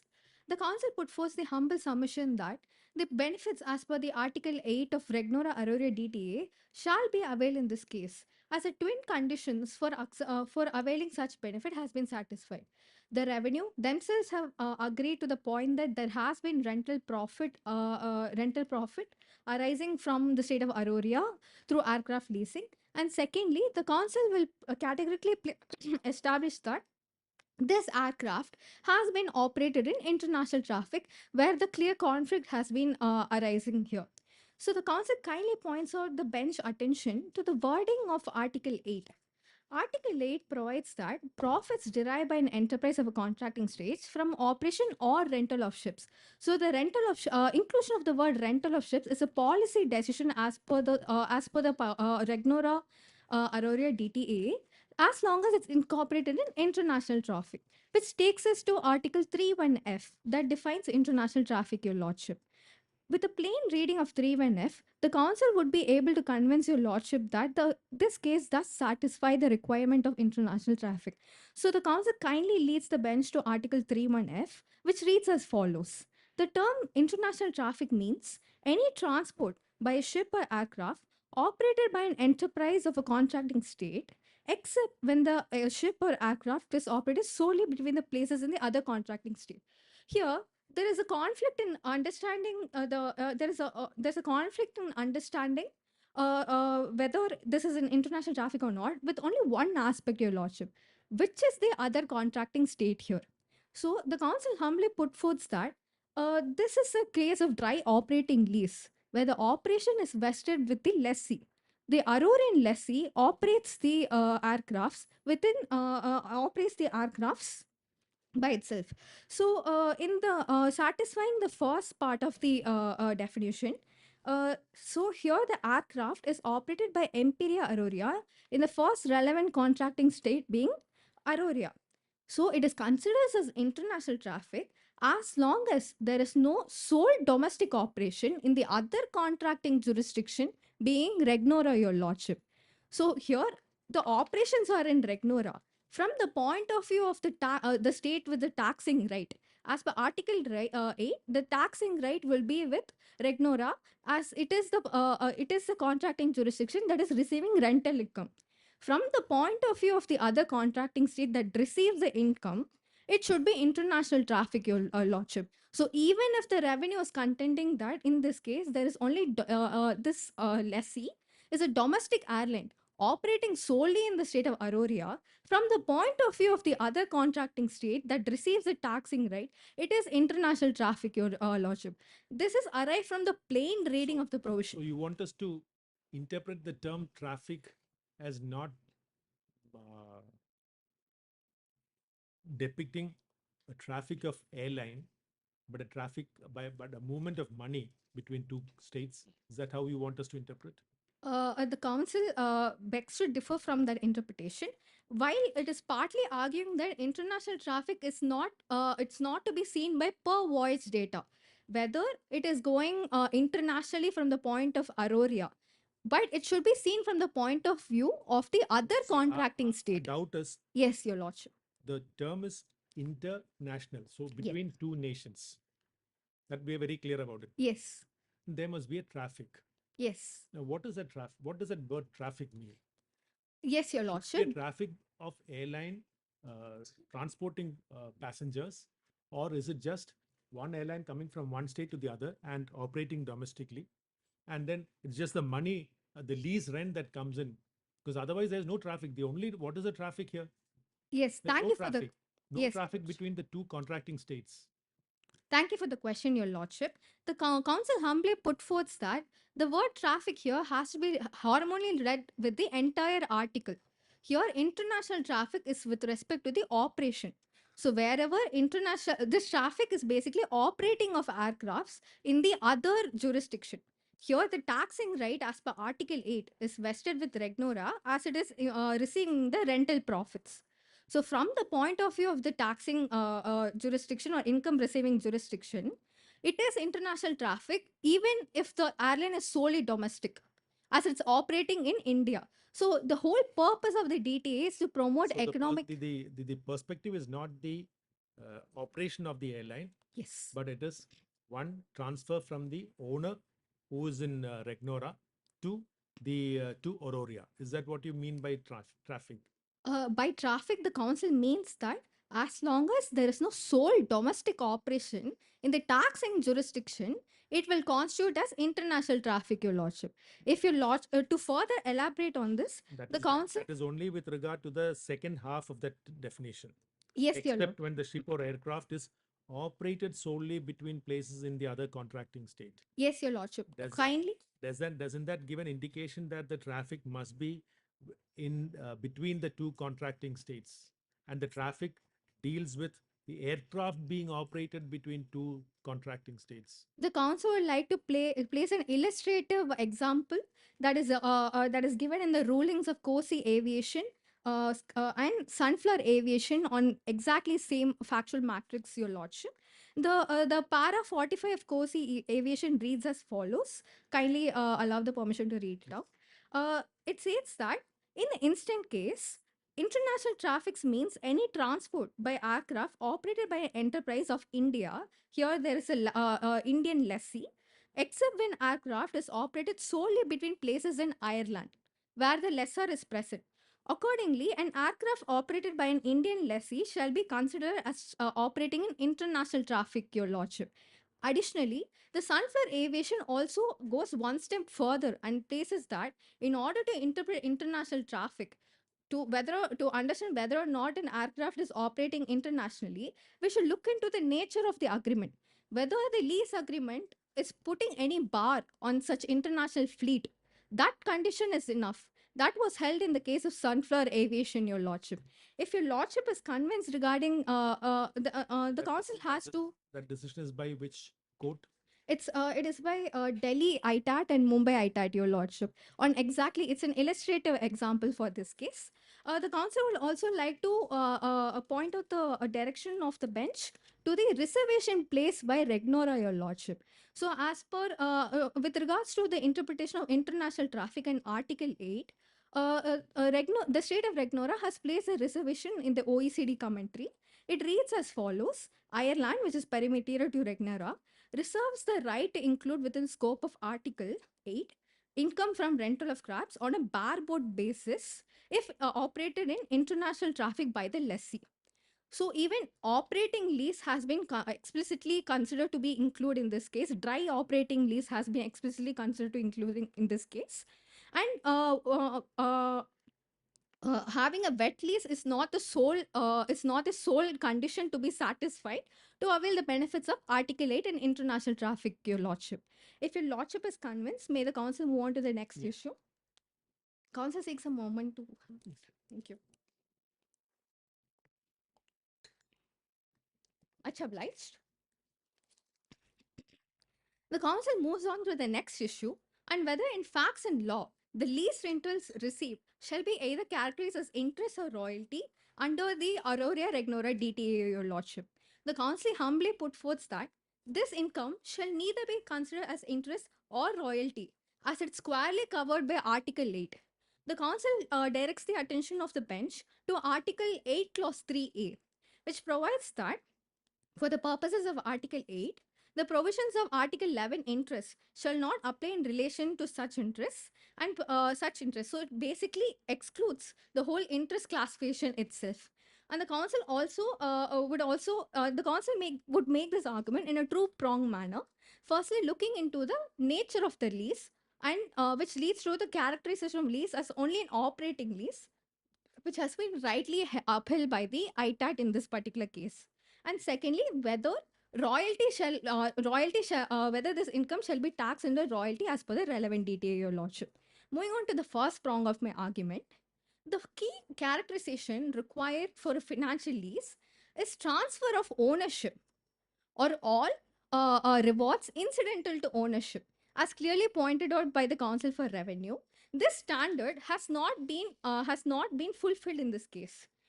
Here, I would kindly like to point out to the facts of the proposition. Para 5 specifically states that at the end of the expiry of the lease after 10 years, there is a mandatory redelivery of the aircraft to the Regnorian lessor. So, no way has there been transfer of ownership or any rewards incidental to ownership. And this being an operating lease, only the operational risks are given dry operating lease. Only the operational risks are vested with the Aurorian lessee. However, all risks with regard to ownership are still very much within the purview of Oscora Leasing Limited, Your Honor. And also, the DRP wrongly characterized this lease as a financial lease based on two facts.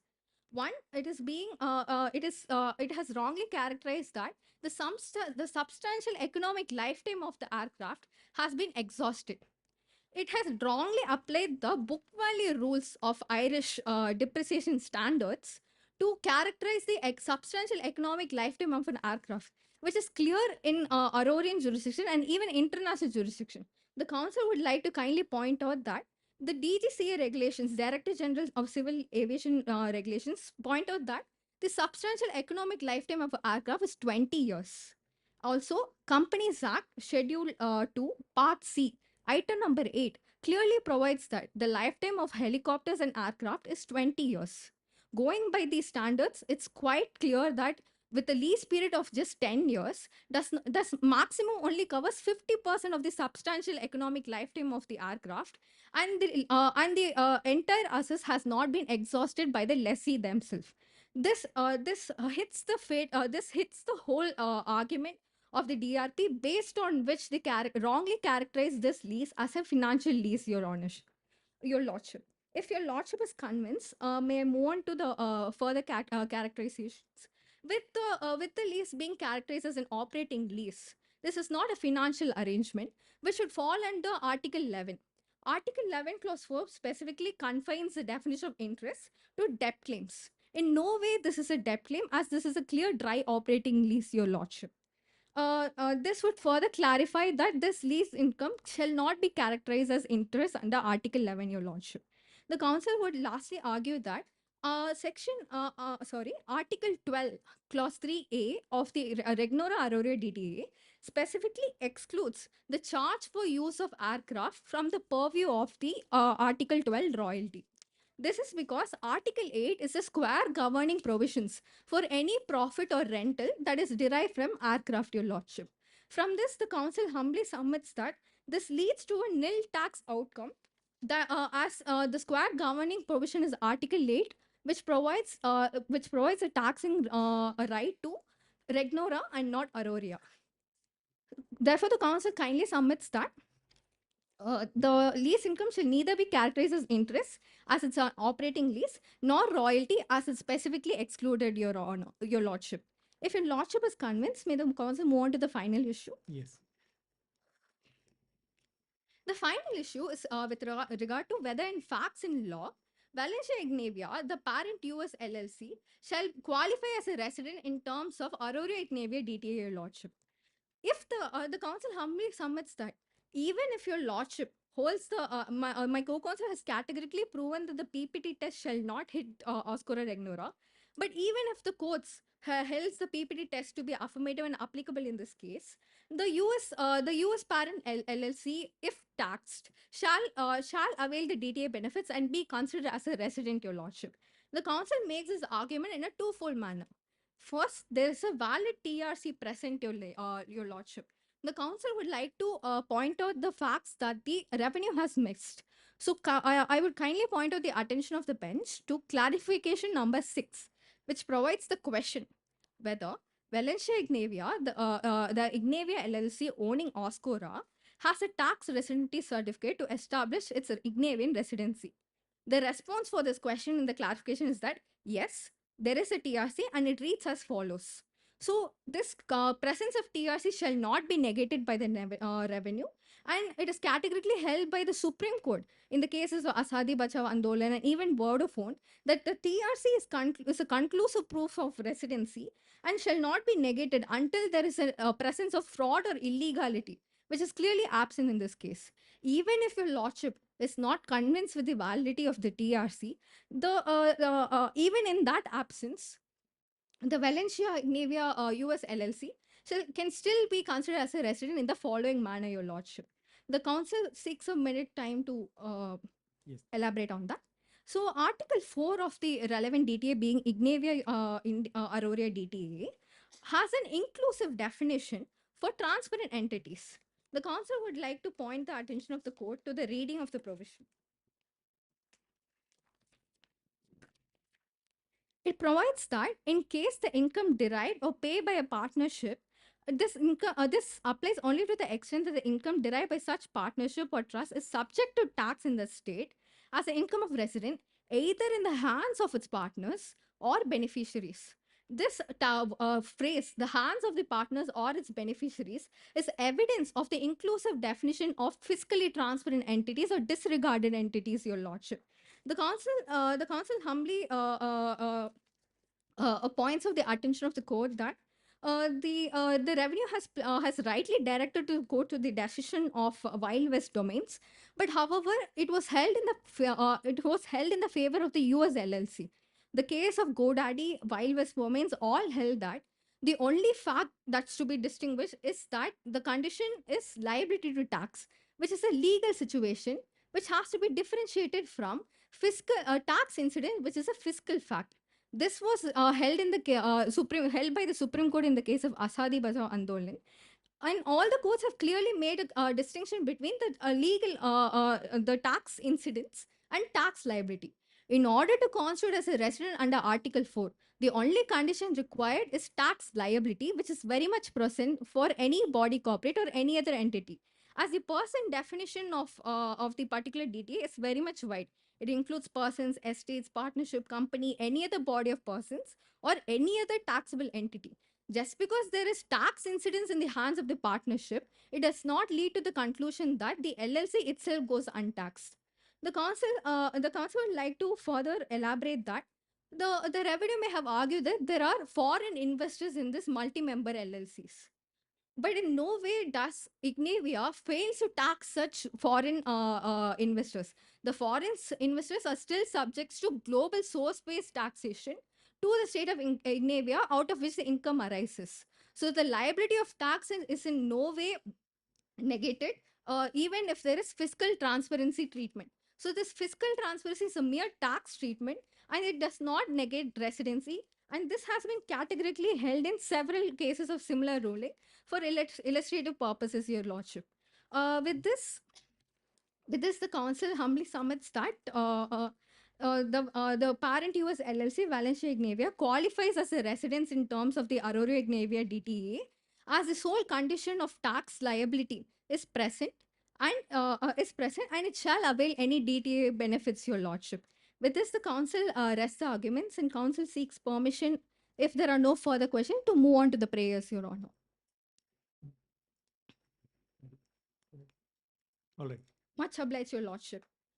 Wherefore, in light of the facts presented, arguments advanced, and authorities cited, respondents humbly pray before the Honorable High Court of Aurora to be graciously pleased to find, adjudge, and declare that the omnibus notification does not validly modify the Aurora Ignora DTA and cannot implement the PPT under Article 7 and under Article 6 and 7 of the MLI. Oscura Ignora structure does not violate the PPT driven by legitimate commercial purposes. Article 8 applies as the income arises from rental of aircraft operated in international traffic, and lease rentals do not constitute as interest or royalty, being the square governing provisions being Article 8. And Valencia Ignavia qualifies as a resident which can avail treaty benefits under the Ignavia DTA Lordship, and or pass any other order it may be pleased in the interest of justice. All of which most respectfully played and humbly submitted, Your Lordship. Thank you. It was an honor arguing before the bench. Any rebuttal, rebuttal from your end?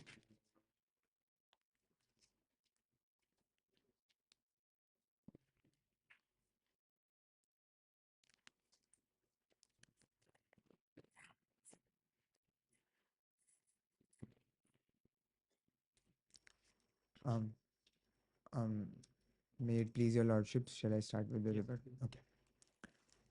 Thank you, your lordships. My first rebuttal would be that in the arguments by the respondents about substantial question of law, um,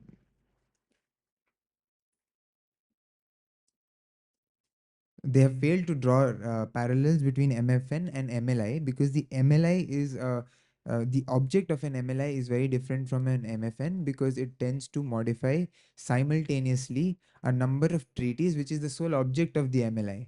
Therefore, the entire notification applying, that omnibus notification applying squarely is the object, is in furtherance of the object of the MLI itself. Further, section 90 nowhere says that there should be a separate notification for each DTAA. That is reading in the Nestle judgment. Separate notification For every DTAA that is being affected by the MLI. It says that the changes should be notified, but it does not specifically say that when an instrument like the MLI. Basically, you are admitting that there is no separate notification as regards the DTA between these two states. There is a particular notification to that effect, discharging all duties required of such notification, which is the omnibus notification. As it serves the purpose of the MLI by simultaneously changing all the MLIs that are required, all the DTAAs that are required to be amended because of that bilateral understanding between the countries signing the MLI. So what do you say about the amendment of the statute in the year 2021? the Council for the Revenue, sorry, SSC, she relied on an amendment to the statute in the year 2021, as per which, according to her, there should be a separate notification. The statute still nowhere mentions that there should be a separate notification in this regard, Your Lordship. The statute only makes a compulsion for a notification, which is discharged by this entire omnibus notification, Your Lordship, which was issued in 2019 itself, Your Lordship. That is a 2019 notification. The amendment is for the year 2021. Even in the present Bear Act, Your Lordship, it does not specifically mention a separate notification for each DTAA. Yes. Further, Your Lordship, um, the the respondents have conveniently said that no, that other DTAAs like the Italy DTAA apply. Can I please? Doesn't matter. Continue. Thank you, Your Lordship. They have contended that Italy and other such DTAAs provide similar benefits provided as under Article 8 of the Auroria Regnora or the India Ireland DTAA. That is a wrong contention, Your Lordship. I beg to differ, because no DTAA except the India Ireland DTAA under the OECD model provides this specific benefit under Article 8 for including rentals. So this word similar is being very conveniently construed for their benefit, Your Lordship. But this particular benefit is only available in India Ireland DTAA and no other provision, Your Lordship. The closest it gets to is Netherlands, where again it requires ancillary. It requires the rental to be ancillary to the operation of an aircraft, which is again similar to many other DTAAs, which is not the purpose in this case, Your Lordship. All right. Now, just to continue from what the question that we had put to them, how did you assess Yes, this SSC? fair, Your Lordship. Thank you so much for your question. What is your authority over this SSC? Your Lordship, the authority arises from the source-based taxation in this regard, because the leasing activity is in Regnora, in Auroria in this case. So the income is arising from Auroria. So there is source-based taxation that would apply in this case. But then you can assess Auroria. You can assess Auroria, Empiria Auroria, but how do you go after Oscora Regnora? Oscura Regnora is the one who is sourcing income from this, Your Lordship, and that is how we are saying that it is royalty under domestic law also. And so even if the DTAA does not apply, it is royalty under domestic. What provision of law? 916, Your Lordship. That's 916 deals with Royalty. Yes, Your Lordship. So how does Auroria become an SSC in the state of Oscora Regnora become an SSC in the state of Auroria? Because of source-based taxation, Your Lordship. So since the income is sourced in Regnora, in Auroria, it would be liable to pay tax in Auroria. And since in Regnora, it would be taxed on its global income. So to avoid that, there is this DTAA. DTA. Yes. So if the DTAA is applicable, it would be taxed only in one place. But if the DTAA is not applicable, it would be a global income there and source income here. Yes, Your Lordship. Further, another contention placed was for Article 8, an international traffic, Your Lordship. Let us understand the purpose of international traffic in Article 8 per se, Your Lordship. So in Article 8, if an entity is leasing an aircraft, for example, in real life scenario, if India is if an Irish entity is leasing an aircraft, the idea of Article 8 is that that lease being operated anywhere in the world would be taxed in the resident state, which is Ireland. But if those flights are only operated in India solely, where it has been leased, then India would have the right to tax it. That is the logical deduction from Article 8's purpose, Your Lordship. So holding, may I continue, Your Lordship? Yes, continue. So holding the other way around is an absurdity to the objective of Article 8, Your Lordship. Because if an Irish entity is leasing to an Indian entity, and the criterion is that an Irish entity's lease would always be taxed in Ireland, except when the flights are solely in Ireland. So if the flights are operated solely in Ireland itself, then India would tax it. That is an absurd interpretation of the entire objective of Article 8, Your Lordship. So what Article 8 seeks to do here is that entire income from Article 8, from a lease as under Article 8 from an Irish entity entire operations from all over the world would be taxed in Ireland. But if it is in for flights solely in India where it has been leased, in that case it gives the authority for that lessee country to tax that arrangement. So if it is only in the state where the lessee is, and that operation of flight is only in that state, then that state can tax it, which is logical deduction of Article 8. The other way around is just an absurd. Why would Ireland's flights solely operating in Ireland be taxed by India then? What do you say about So her? just one question. Yes, Your Lordship. See, your entire case, revenue's entire case Yes, Your Lordship. appears to be built upon the premise that this entity in Ragnora, what is it, Ragnora, Let's go right now. Yes, Your Lordship. is one constituted solely for the purposes of availing the benefits of the DTA Yes, Your and Lordship. thus avoiding tax in Definitely. tax here. Yes, Your Lordship. Now, there are two facts which possibly see. You said that the only the India I mean whatever Aurora Ragnora DTA has this provision for Rental. rentals. No other. Why would that be so? Unless the intention was because it was a hub for such leasing, aviation leasing.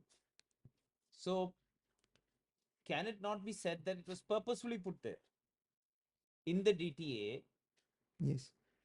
and therefore your entire argument that this company was incorporated solely in Ragnora solely for the purposes of availing the benefits of the DTA, that might have been the intention of having this clause only in a DTA between Aurora and Ragnora. Yes.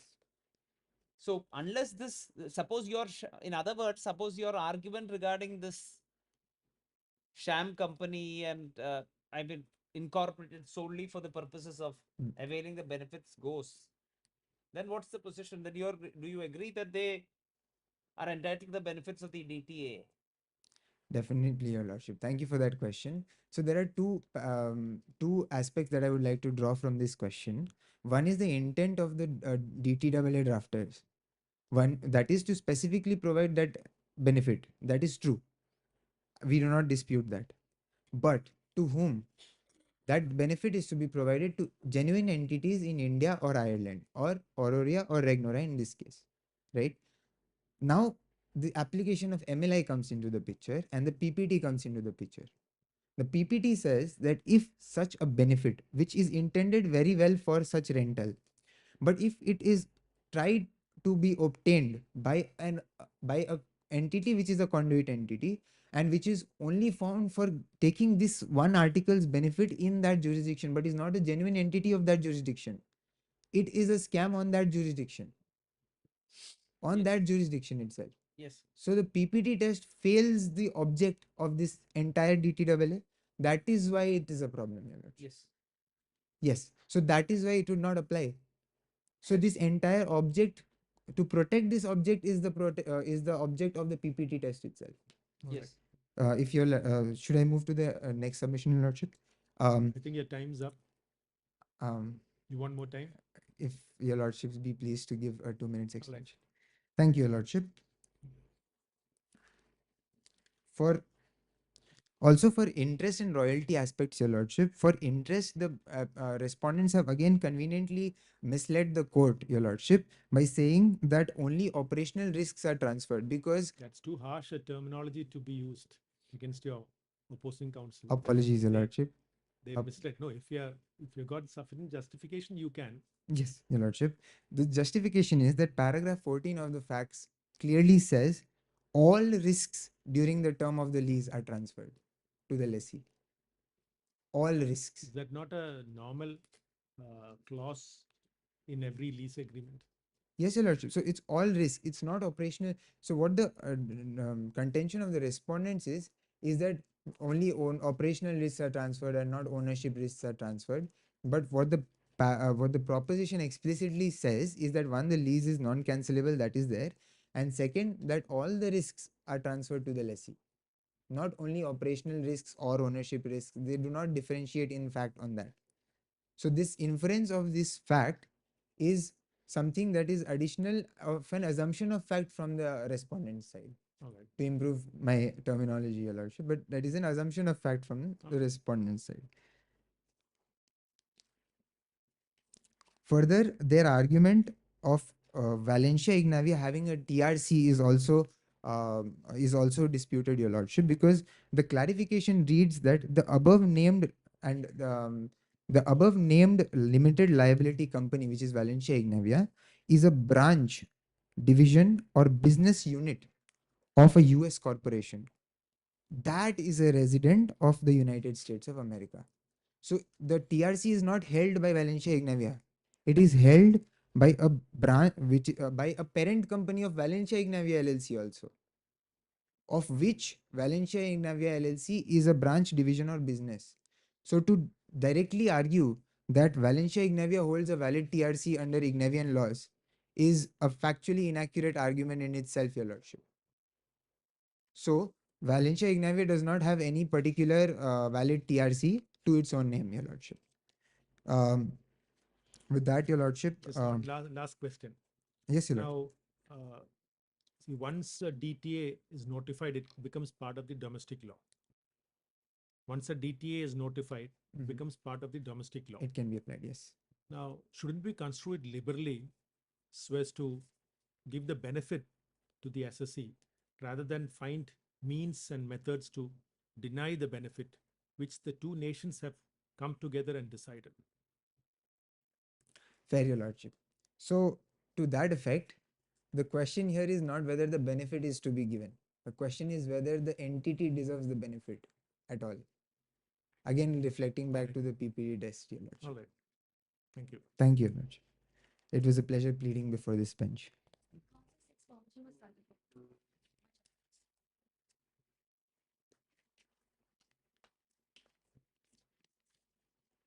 Your Lordship, the respondent has put forth that the substantial question of law is absent since MFN clause is different from, as held by the Nestle, is different from MLI's application. Going into the own OECD's note on MLA application, the Council will just like to further read upon it. This submission has already been made, but just for further clarity, the approach to domestic implementation of MLI will generally follow the way in which bilateral treaties themselves are implemented at domestic level. So even if MS7 clause, if the revenue is contending that this is regarding bilateral treaty application of consequences, MLI OECD on its note on how to apply the MLI clearly substantiates that the domestic states shall follow their own bilateral treaty domestic level implementation rules, which is clearly required under Section 9, and the Supreme Court ruling has further required and notification of every consequences of further amendment, Your Lordship. So, this is the reported with respect to the first one. And secondly, with respect to the international traffic, Your Lordship, the Council would like to kindly reiterate that the illustration by the revenue given by the revenue is valid if it's a case of operation. But this is a case of RI operating lease, where rental income is only derived by the Regnorian lessor. So in this situation, such an example or interpretation is untenable, is submitted as untenable, Your Lordship. Moreover, to superimpose the word rental in interpreting international traffic is not, it's not permitted, or it's not going by the ordinary or plain reading of the provision. It does not superimpose operator requirement on lessors on a barcode basis. For this very specific purpose, the council had already highlighted the reservation. The council seeks one more minute for the rebuttals. Thank you. Indeed, Your Lordship. Sorry, much obliged, Lordship. So, the council has already placed reliance on the reservation made by Regnora for this very specific purpose of barcode rentals. So therefore, operator requirement cannot be read into or superimposed in interpretation of international traffic. Thereby, the other contracting jurisdiction where the taxing right is vested with, only if there is no a sole domestic operation in that state, it will negate international traffic. And the council will further reiterate the point that the international traffic should be looked into the point of view of the income receiving country here, that is being Regnora, has already One reiterated. last question. Yes, your lordship. How do you answer their contention regarding all risk and not all operating or not operating risk? Yes, your lordship. The council would like to point out the attention of the bench to the facts, your lordship. Para number 16, the last point in page number 5 states that wherein the risk, ownership, and residual value of the aircraft remain with Oscura Regnora.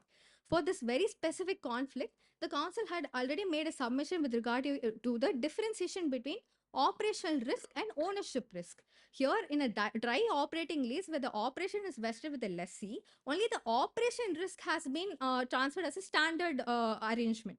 But however, the ownership risk, which is key for characterization as a financial lease, is absent in this case, your lordship, even as per the facts given. The intention of the two entities will have to be identified from the words used.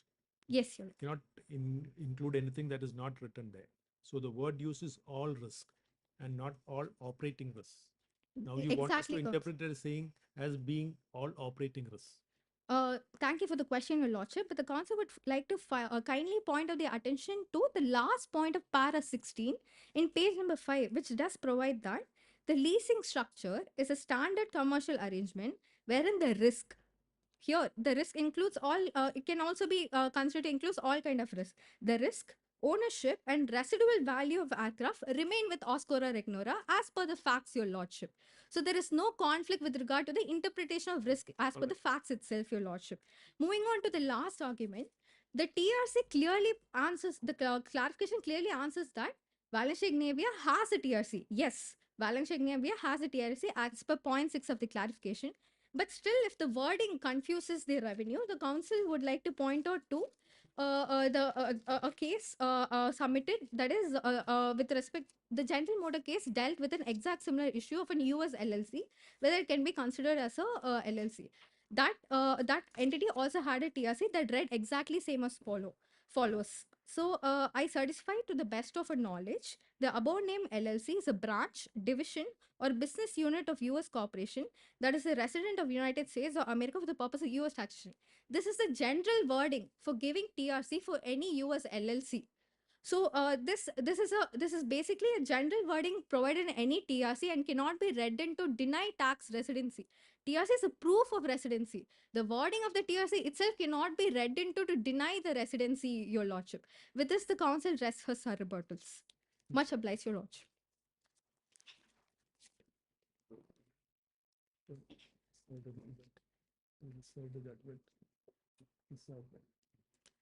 Thank you. So we'll reserve the judgment for orders.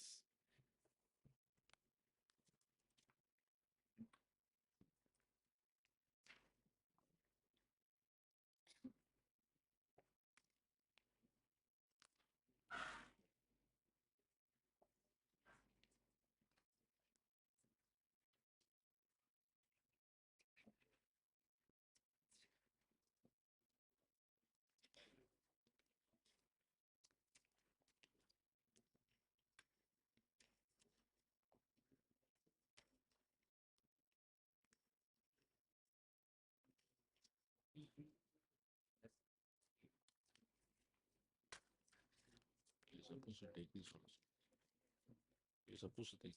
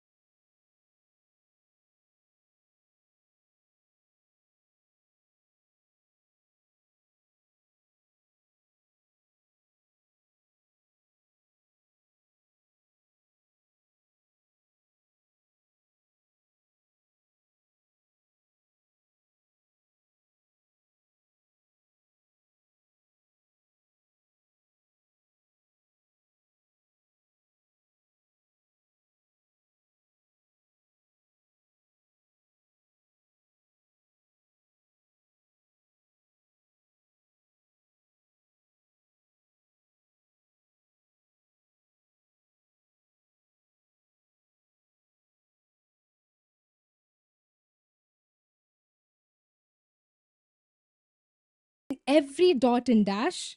It is in discovering the hidden facts in a proposition, in the late night team discussions that turn into early mornings, the last minute stress that somehow brought our best work, and that incredible feeling when you know you killed in a round, answering some questions, stumbled across a few, but still knowing that you gave it your all.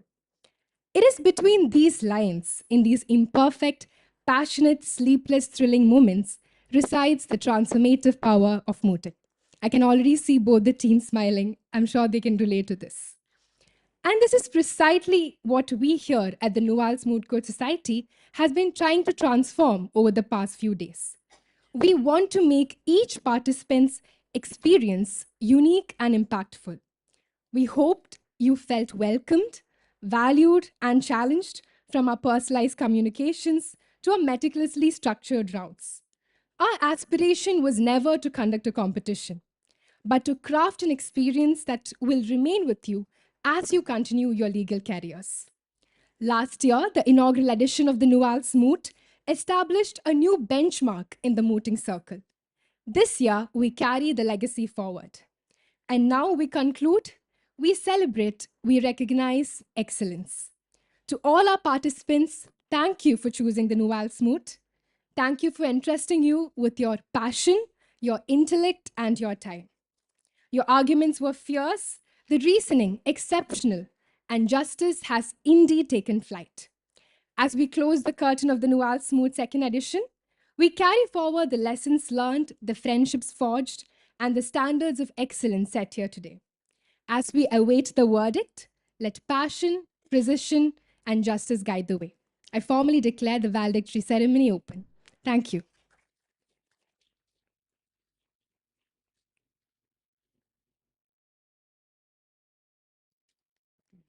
Thank you so much, Alina, for those inspiring words that have set the perfect tone for this evening's celebrations. As we continue our journey through the ceremony, we arrive at a moment of great significance. In Dante's Odyssey, every realm required a guardian of wisdom, one who understood the depths of human endeavor and the heights of divine aspiration. Today, we are privileged to hear from our own guardian of academic excellence and institutional wisdom. It is with immense honor and profound respect that I invite the Honorable Vice Chancellor of NUALS, Professor G.B. Reddy, sir, to deliver the Vice Chancellor's address.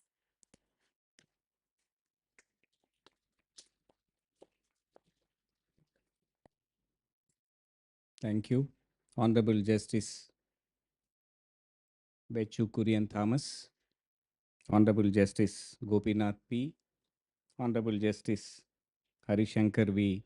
Menon, the Secretary of the Moot Court Society, Ms. Alina Sujit, the other members of the Moot Court Society, participating team members, and Dr. Sandeep, the coordinator of the Moot.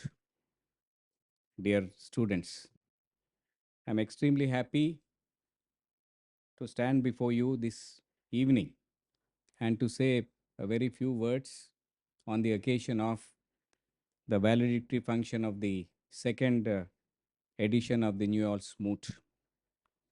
And I'm happy that this is the second successive year wherein the NUALS team has successfully organized this Moot, and I'm also equally happy to note that Honorable Justice Bechu Kurian Thomas, who also presided over last year's final rounds, is here with us today.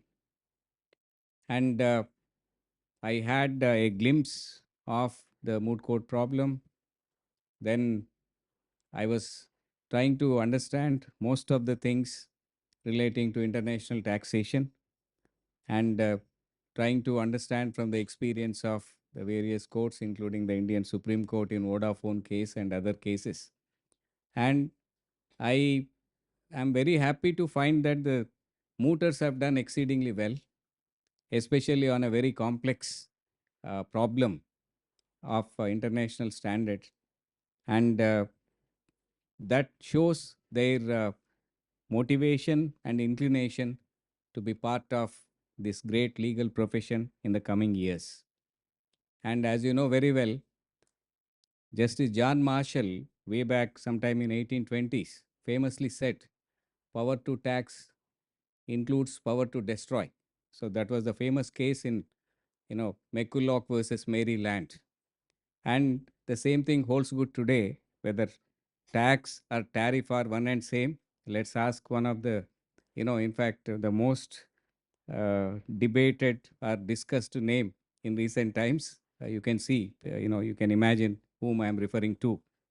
Be that as it may, the NUALS Moot, the second edition, has attracted as many as 32 national law schools of eminence, including most of the national law schools and also the other high ranked legal institutions of higher education. And the best of the two teams have reached the finals, but it doesn't mean that the others who are left behind, the other 30 teams, have performed less.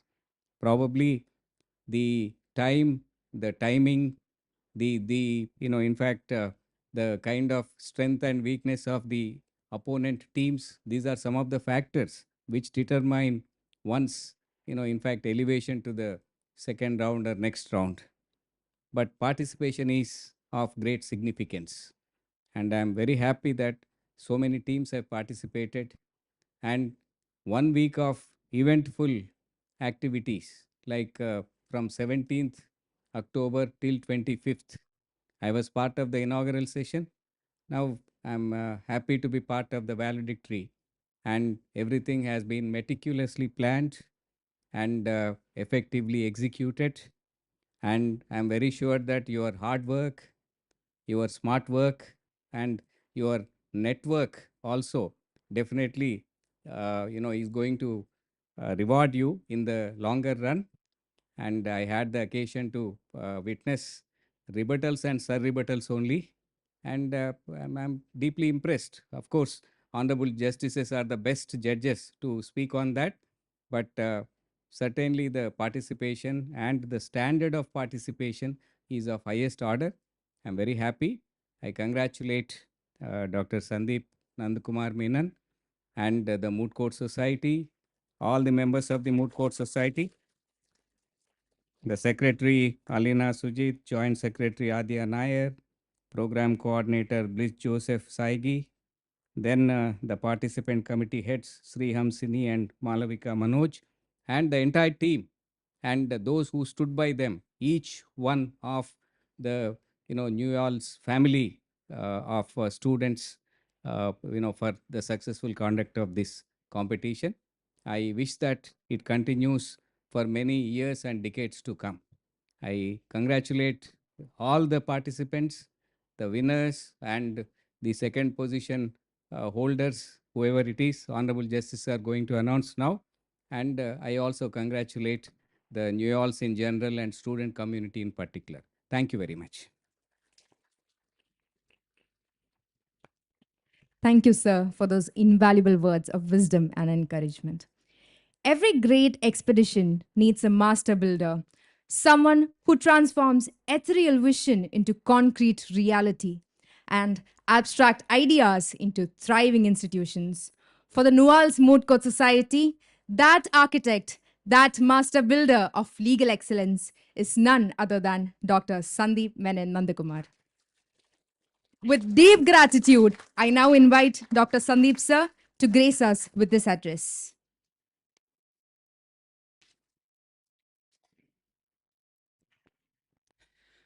Honorable judges of the High Court of Kerala, Honorable Vice Chancellor, the semi-finalists, of course, the finalists, the members of the Moot Court Society NUALS, student volunteers, student council representatives, including the chairman, and other students.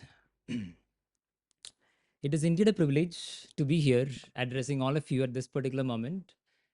And firstly, let me take this opportunity to thank our Honorable Vice Chancellor, sir, for giving an opportunity to myself and my student team to organize this national level moot court competition. We call it the NUALS Moot second edition, or in short, the TNM second edition 2025.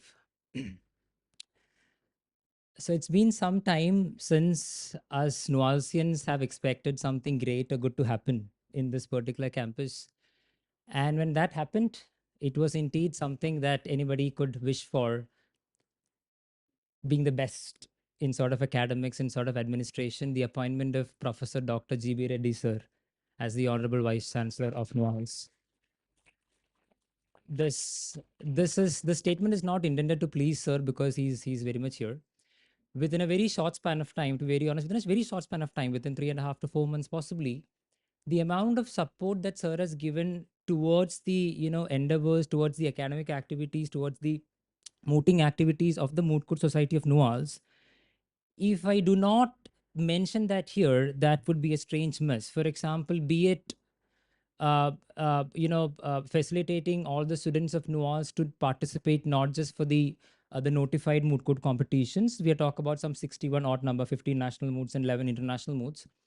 Facilitating them to participate also for the non-notified moot court competition. So escalating a number from 61 to possibly close to 200 or more. Be it being the leading or being the leader towards campaigning for receiving funds, ensuring the fact that appropriate funds are received for conducting the flagship event in terms of mooting so far as NUALS is concerned, the NIMLAC 2025-26, or in full, the NUALS International Maritime Law Arbitration Moot, be it the support and the motivation given for hosting this particular national level moot court competition, be it anything besides more, perhaps more. So if I do not mention all these things here, like I said, I'll be miserably failing in my duty. So thank you so much, sir. Thank you so much from the MCS side as well. The best team that any faculty coordinator of a national law school can get, which took this particular national level moot court competition to a different next level. So if you have witnessed anything good, that is only because of my team. Thank you so much, Alina and team. Thank you so much, MCS. I think after a point of time, all the student coordinators, including the team leaders, became the faculty coordinators. As it became a very prestige issue that everybody had to kind of take this particular competition to a much greater level. My job became easier. Right. So initially, as Honorable Vice Chancellor was saying, we were expecting 32 teams. And post the notification, I must confess, not the MCS, I was a little skeptic as regards whether we would reach filling the slots of 32, because I was informed after the notification that most of the national law schools, as well as some other law institutions, are having examinations in the month of October. So hence I was a little skeptic, but I'm saying I must say the fact that within no time, we managed to reach 32 registrations. And that point, we also thought about extending the slots by a bit. We did not, given the enthusiasm that was actually shown by the various law institutions across the country. So thank you so much to all the participants and to all those persons who have registered as well. The preliminary rounds and the quarterfinals were conducted virtually, were conducted online this month. It were on the 18th and 19th of this month. Like I said, 2.5 to 3 months of hard work by the MCS members. I might forget a few names, which I should not. Nevertheless, I'll try. Alina, Bliss, Adya Nair, Adya Jain, Haripriya, Srihamsini, Varsha, Malavika, Gauri, Fatima, Olivia, probably many more, right? My MCS team, my MCS team. They are the ones. If from the preliminary rounds through to the final rounds, if the event has happened without any glitches, it is absolutely not my effort. It is their effort. Absolutely, it is their effort. And I must explicitly acknowledge, which I'm doing right now, all the student volunteers, all the committee heads, all the committee members who have done an exceptional job in ensuring the fact that everything from the tabulation, from the video team, they're still on the job, from the tech committee, from the tech experts, from the food committee, the planning and the coordination committee of both the inaugurals and the valediction, everybody, the logistics team, everybody has done an absolutely wonderful, fantastic job. So thank you so much to them as well. I do realize the fact that my job is not in terms of delivering a vote of thanks, but I must say this thing, special mention to Jonathan and Akash for being the tech experts of NUALS. A day before the prelims, a day before the inaugural, they are there with us. Thank you so much. Brilliant work by two amazing personalities here, Mr. Ram, who's unfortunately not here, and Ms. Varsha. who has done an absolutely fantastic job in getting the website done towards this national moot court competition. So thank you so much to the team as well. As you all are aware of, we are truly blessed to have the most ever fantastic panel of judges for a grand finale event of a national moot court competition. I'm talking about 3 sitting judges of the High Court of Kerala. In terms of all the events planned, all the coordination done, all the brainstorming things done, the decision to actually have 3 sitting judges of the High Court of Kerala to be judging the grand finale of the TNM second edition was the best ever decision that the Moot Court Society took so far as this particular competition is concerned. Thank you so much, Your Lordships, for being a part of this particular competition. To conclude, I must say, I am not here to just to congratulate the possible winners. I am here to congratulate all the participants of the National Moot Court Competition 2025-26 second edition. As they say, in terms of the arguments made, in terms of the authority cited, the victory lies in learning, which is probably for some much more than a name etched on a trophy. So I'm sure all the law participants here have engaged in law for the past probably 1.5 weeks. All of you have challenged possibly legal assumptions involved in international taxation.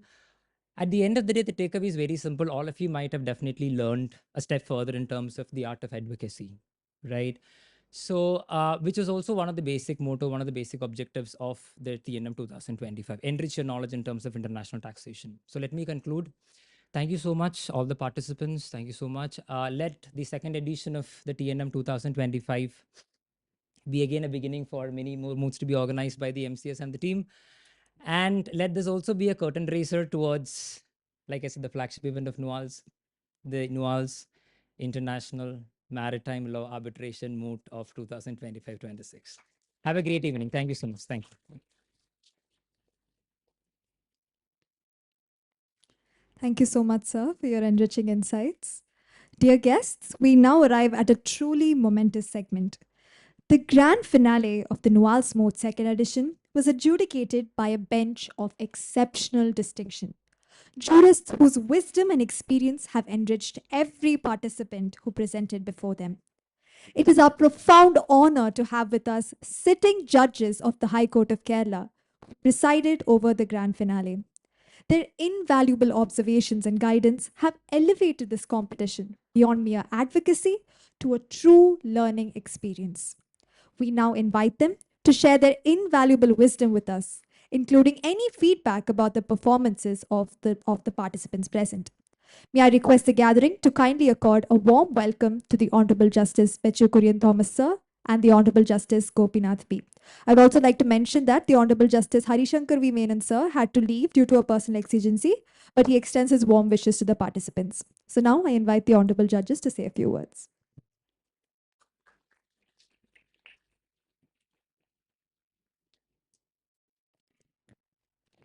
Thank you. My brother, Justice Gopinath, Vice Chancellor, Professor G.B. Reddy, participants of this moot, students of this great institution. First of all, let me congratulate the organizers of this event. The Professor Sandeep and his wonderful team of students of the Moot Club Society. I wish my parents had thought about me 20 or 30 years later. Probably if I was born after post 2000, I could have been studying in this wonderful institution. Well,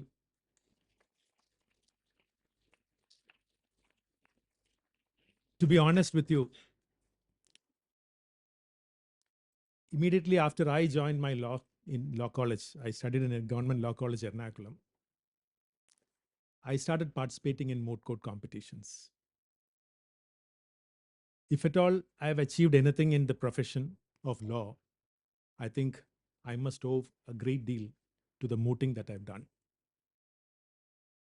I was telling your Vice Chancellor, the first year of starting practice as a lawyer, I had a great advantage because where I started practice was a Mofussil area.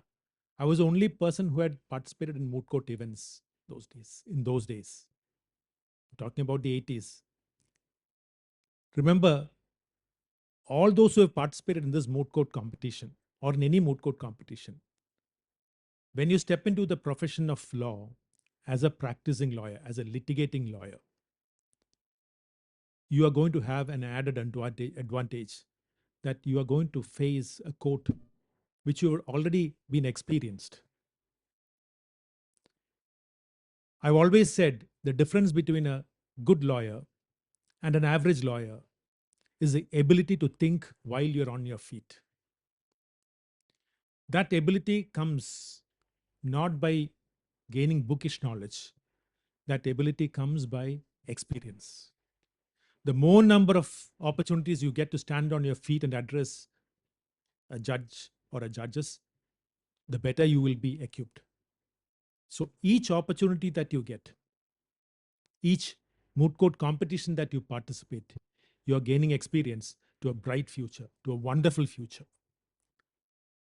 You must understand that most of the old-time mooters are now extremely successful lawyers or erudite judges of different high courts.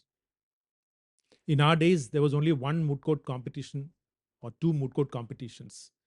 Our experience is only once or twice in a year or once or twice in 2 years. But now you have different colleges competing against each other for organizing moot court events. You have professors like Dr. Sandeep who are instrumental in organizing and also guiding you. And you have students like Arya, Alina, all of them, so motivated and so inspired to organize events like this. You're all in a very cream crowd, enjoying the best of legal institutions. I'm really envious of you. That's why I said, I wish I was born post 2000. Coming to the event, I really wanted to avoid coming here. Honestly speaking, when Sandeep, Alina, all of them came, I wanted to wriggle out of this. The reason is I had come last time, I enjoyed the experience, but Sunday afternoon, well, it is the only time judges get to be with their family. But after coming here, I think it was wonderful. 3 hours of 3 hours usefully spent, extremely beneficial for me personally, not only for you, but for me personally.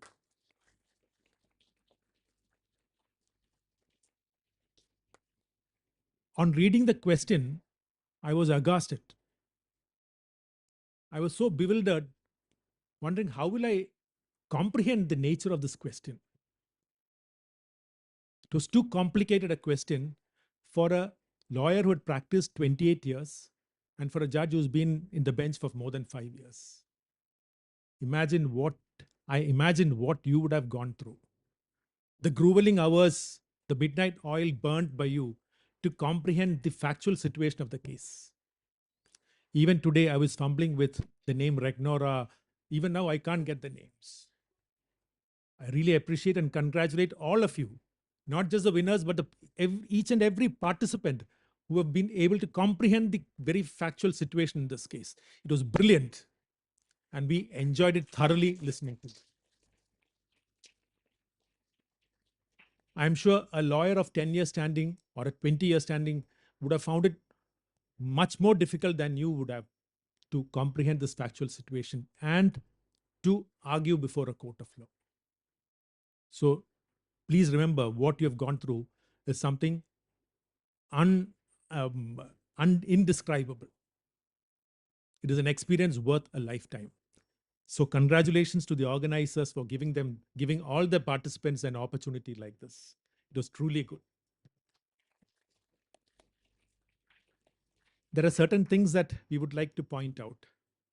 We were told to judge not on your legal knowledge as such, fully. There were certain parameters. We were looking at advocacy. As I said, advocacy is the ability to stand on your feet and think. We find all four of you had that ability. You were able to think and answer our questions correctly and to the extent possible by a law student of your standard. So congratulations to each one of you for this excellent performance. We found it difficult we found it difficult to, as we do in court, we found it difficult to arrive at a decision. Judges do what others tend to avoid, take decisions. But we had to do it. We had to find the best amongst you. It's always a relative thing. Judges do make mistakes. We might have made mistakes, but we had to find the right one, and we have identified one person as the best, and the others equally. Maybe a minimal difference between each one of you. So, congratulations to the winners, and all the best for all the participants, and wish you have a wonderful future ahead. This is going to really provide you a great impetus for your future career, and hope all of you, all those mooters who have participated, please remember litigation is the best in the legal profession. Thank you.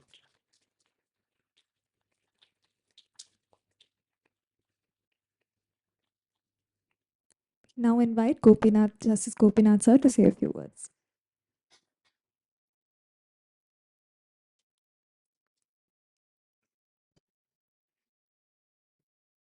My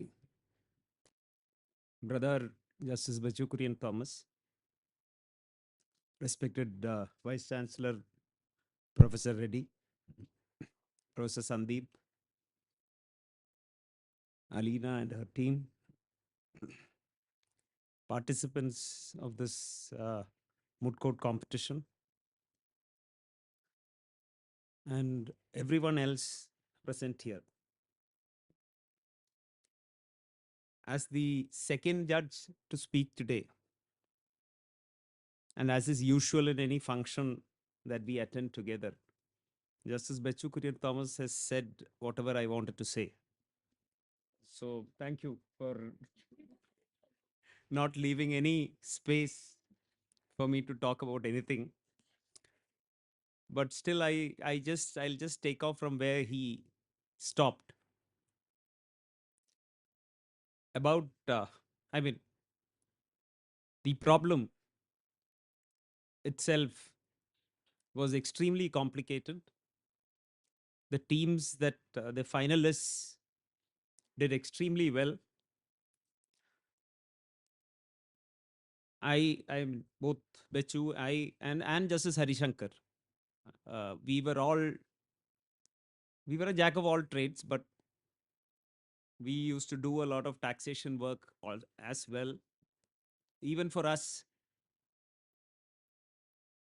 and I think both Justice Bechu and we have sat for a considerable time on the tax bench, hearing tax cases after being elevated. So we have experience both on the other side as lawyers and also as judges on the heading the tax bench. This problem was extremely difficult. Correct.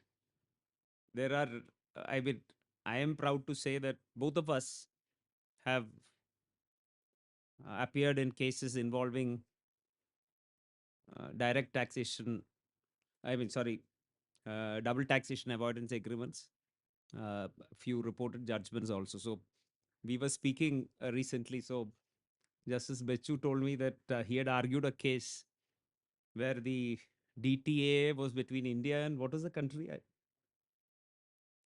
Malta. I asked him, can you even point out that place to me on the map? I said, I argued a case with, Indo-US DTA, which I said stands on a much higher pedestal than DTA between India and Malta. So I don't know whether he can point out that place on the map. To show where that country is on the map. But anyway, jokes apart, the problem was extremely difficult. But you have understood as Justice Bechu pointed out, we were asked not to judge on your knowledge of the law, but you have understood every intricate point in that proposition. Congratulations to both the teams. I'm sure the other participating teams would also have done the same.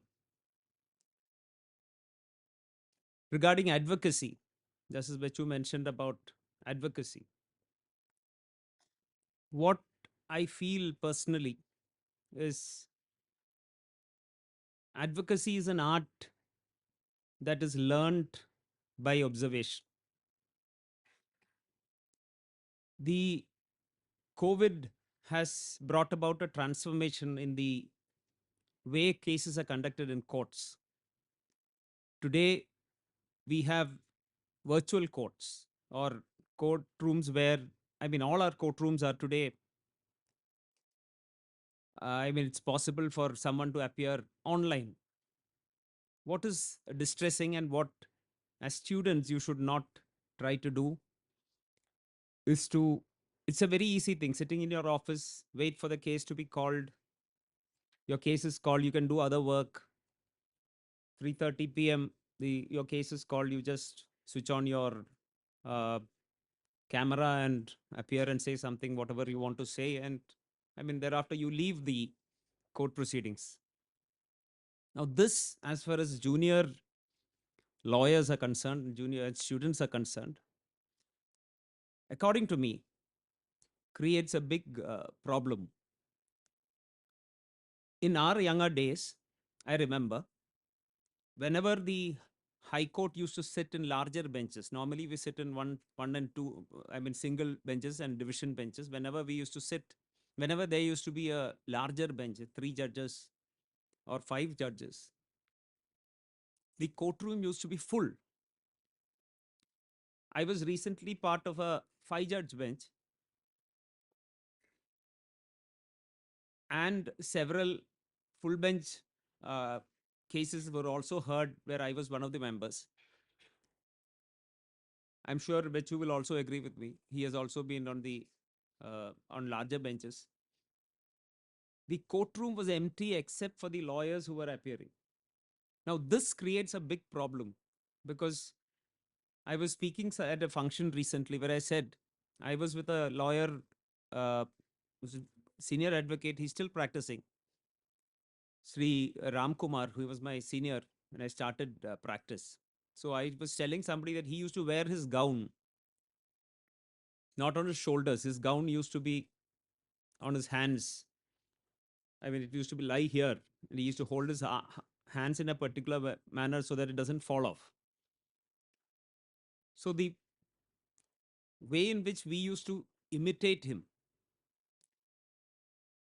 not purposefully, but unconsciously, we used to imitate him so much that the juniors at that time all used to argue with their gowns on their hands. This is not a conscious thing just to imitate him, but this is the way in which you learn advocacy. So not only the way in which he wears his gown, but the way he used to handle the court, the way he used to argue his cases. All this can be learned only by observation, keen observation. So I would suggest to students that you should always, always, whenever you come to court as interns, either working with judges or with advocates, please don't waste any opportunity to watch how cases are being conducted in court. Now, I know many of you will possibly turn to corporate law. Some, and very few of you may actually end up as arguing counsel, doing litigation work. But those of you who will come into litigation, this is an invaluable lesson, and there is nothing more exciting than litigation. And I completely agree with Justice Bechukuri and Thomas that the most interesting part of law or law as a profession is litigation. Professor Sandeep, I heard him speak for the first time. I think you are in the wrong place. You should be practicing in court. The kind of skill that you displayed while I mean talking about the moot court competition, I'm sure you will be a very successful lawyer if you do decide at some point of time to come and practice law. So I will just see how he talked to you with that passion, with the commitment. This is exactly what a court expects from a lawyer. Nothing more, nothing less. So if you have that skill, and I saw, I mean, I told Alina, I told Madam, what's your name? Adya. Both of them, she presented the problem to us. I heard Alina speak. There is a lot of, and many of the moot court team members here. You have the advantage of being able to speak well. And that is the most important thing as far as lawyers are concerned. So develop that. Whenever you get a chance to speak, please do speak. And I agree, though I agree with this, and I'm done. Though I agree with Justice Bechu Kurian Thomas and whatever he said, I don't agree with him in one aspect. He said he would like to have been born 20 years later and study in NUALS. If I were to be born again, I would study in Ernakulam Law College, because that's a place which grows on you. I'm sure that this campus, I'm not belittling this campus in any manner, but that's one point where I disagree with him. Both of us studied in Ernakulam Law College. I'm sure that. So with that, I'm done. And just one more thing. It was extremely difficult for us to choose between the finalists. But as Justice Bechu said, we had to choose one over the other. So both of you did extremely well. So thank you. And for giving us this opportunity, thank you, Vice Chancellor, Professor Sandeep, and all the team for inviting us. It was our pleasure to be here. As Vechu said, we would have, at the time we were invited this morning, we would have thought we would have more enjoyed having a heavy lunch and going to sleep. But we are very happy to have been here. Thank you so much. Jai Hind.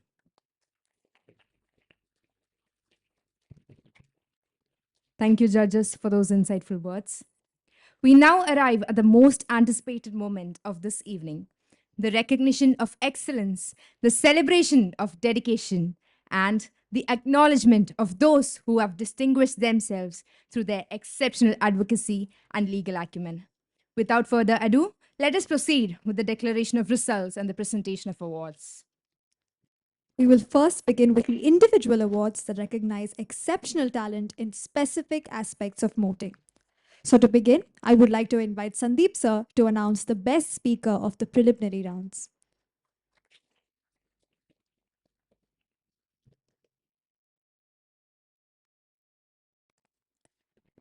Best Speaker Prelims, Pranjal Kushwaha, Team Pluto, NLIU Bhopal.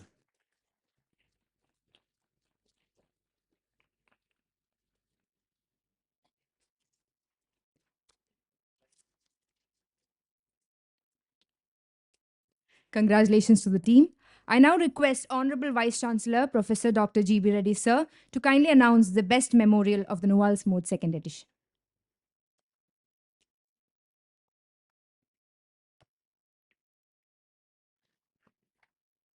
The best memorial award goes to Team Aquinas, TNNLU. Congratulations.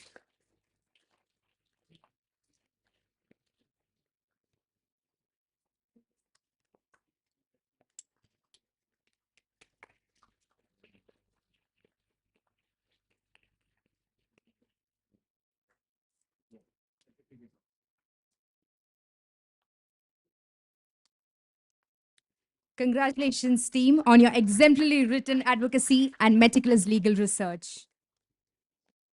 Thank you so much, sir.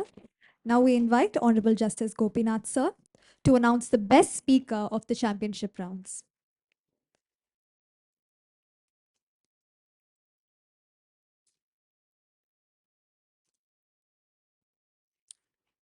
The best speaker is Preeti Manasa R from Team Aquinas, congratulations.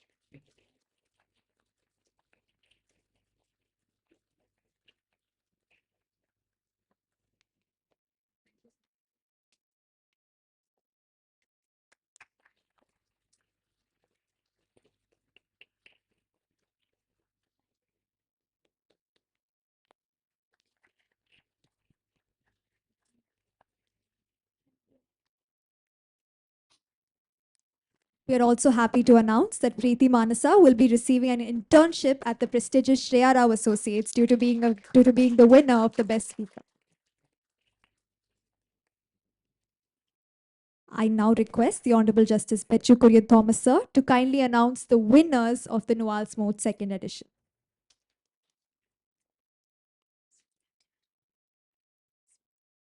What is this? Oh. Well, the winner of this prestigious moot court competition is, any guesses? None of you guess your own name? Well, it goes to Tamil Nadu National Law University.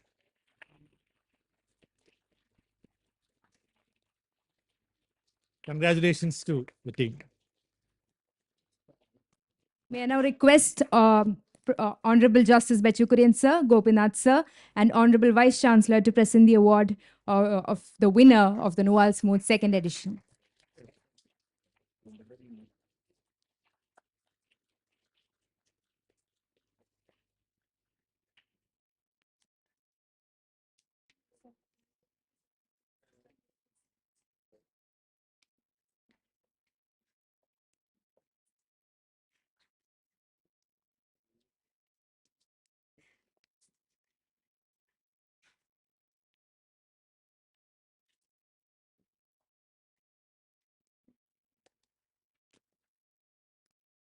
I would also like to request Justice Bechu Kurian sir, Justice Gopinath sir, and the Vice Chancellor G.B. Reddy sir to award the runners-up of the NUALS Moot second edition, Team Concordia, which is Symbiosis Pune University.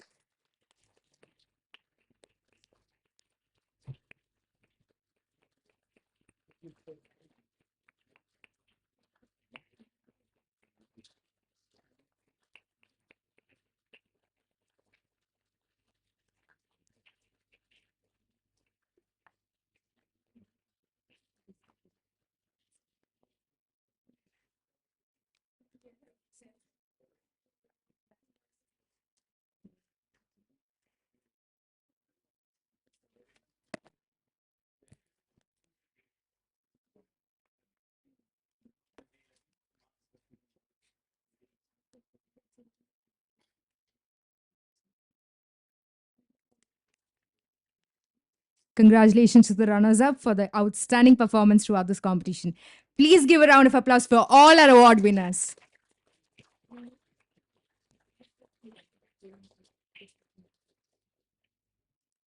With that, we come to the end of the prize distribution session. I now cordially invite our Honorable Vice Chancellor, Professor Dr. G.B. Reddy sir, to present a token of gratitude to the Honorable Justice Bechu Kurian Thomas sir.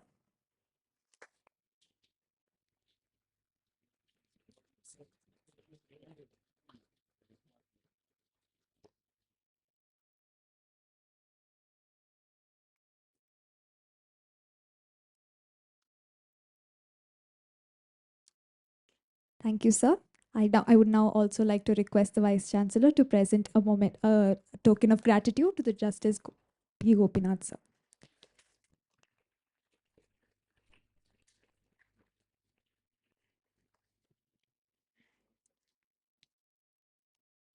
Thank you, sir. Thank you, judges. As we approach the conclusion of this memorable evening, it is time to express our heartfelt gratitude to all those whose efforts, support, and guidance have made the NUALS Moot second edition a resounding success. To deliver the vote of thanks, I invite to the dais Adya Nair, Joint Secretary of the NUALS Moot Court Society. That's totally all right, Varsha. Happens to the best of us.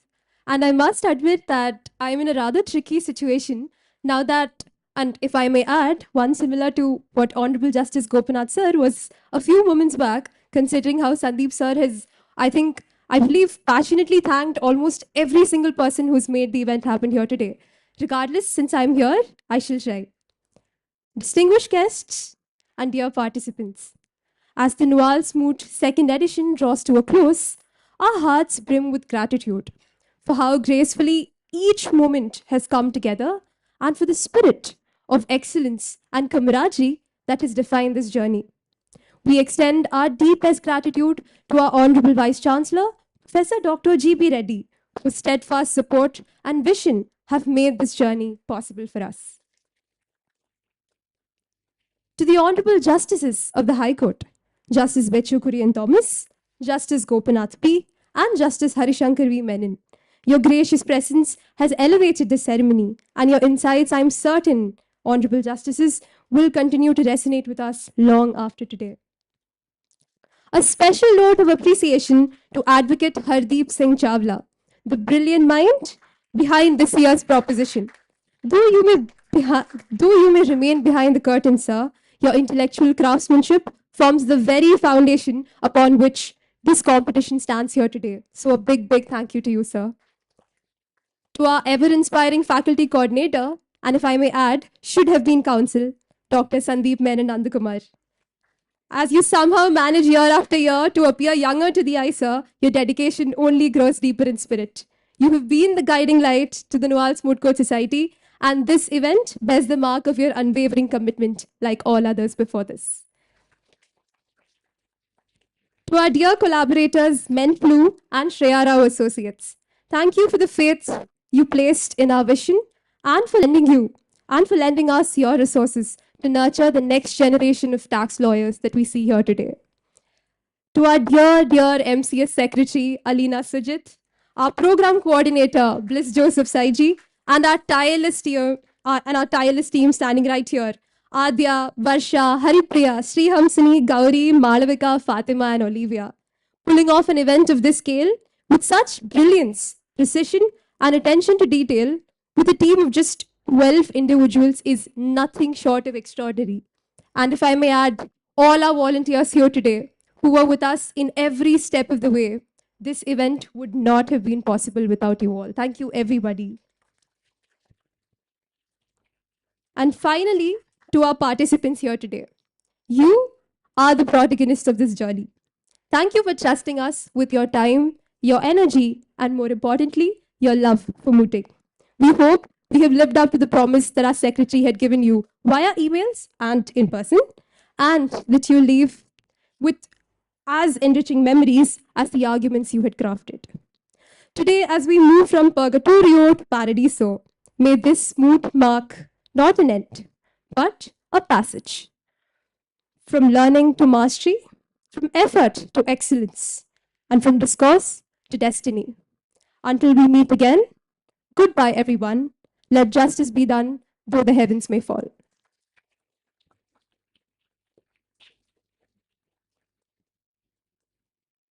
Thank you so much, Adya, for your wonderful words. As we draw the curtains on this magnificent competition, we are reminded of Dante's final words in Paradiso. L'amor che muove il sole e le altre stelle. The love that moves the sun and the other stars.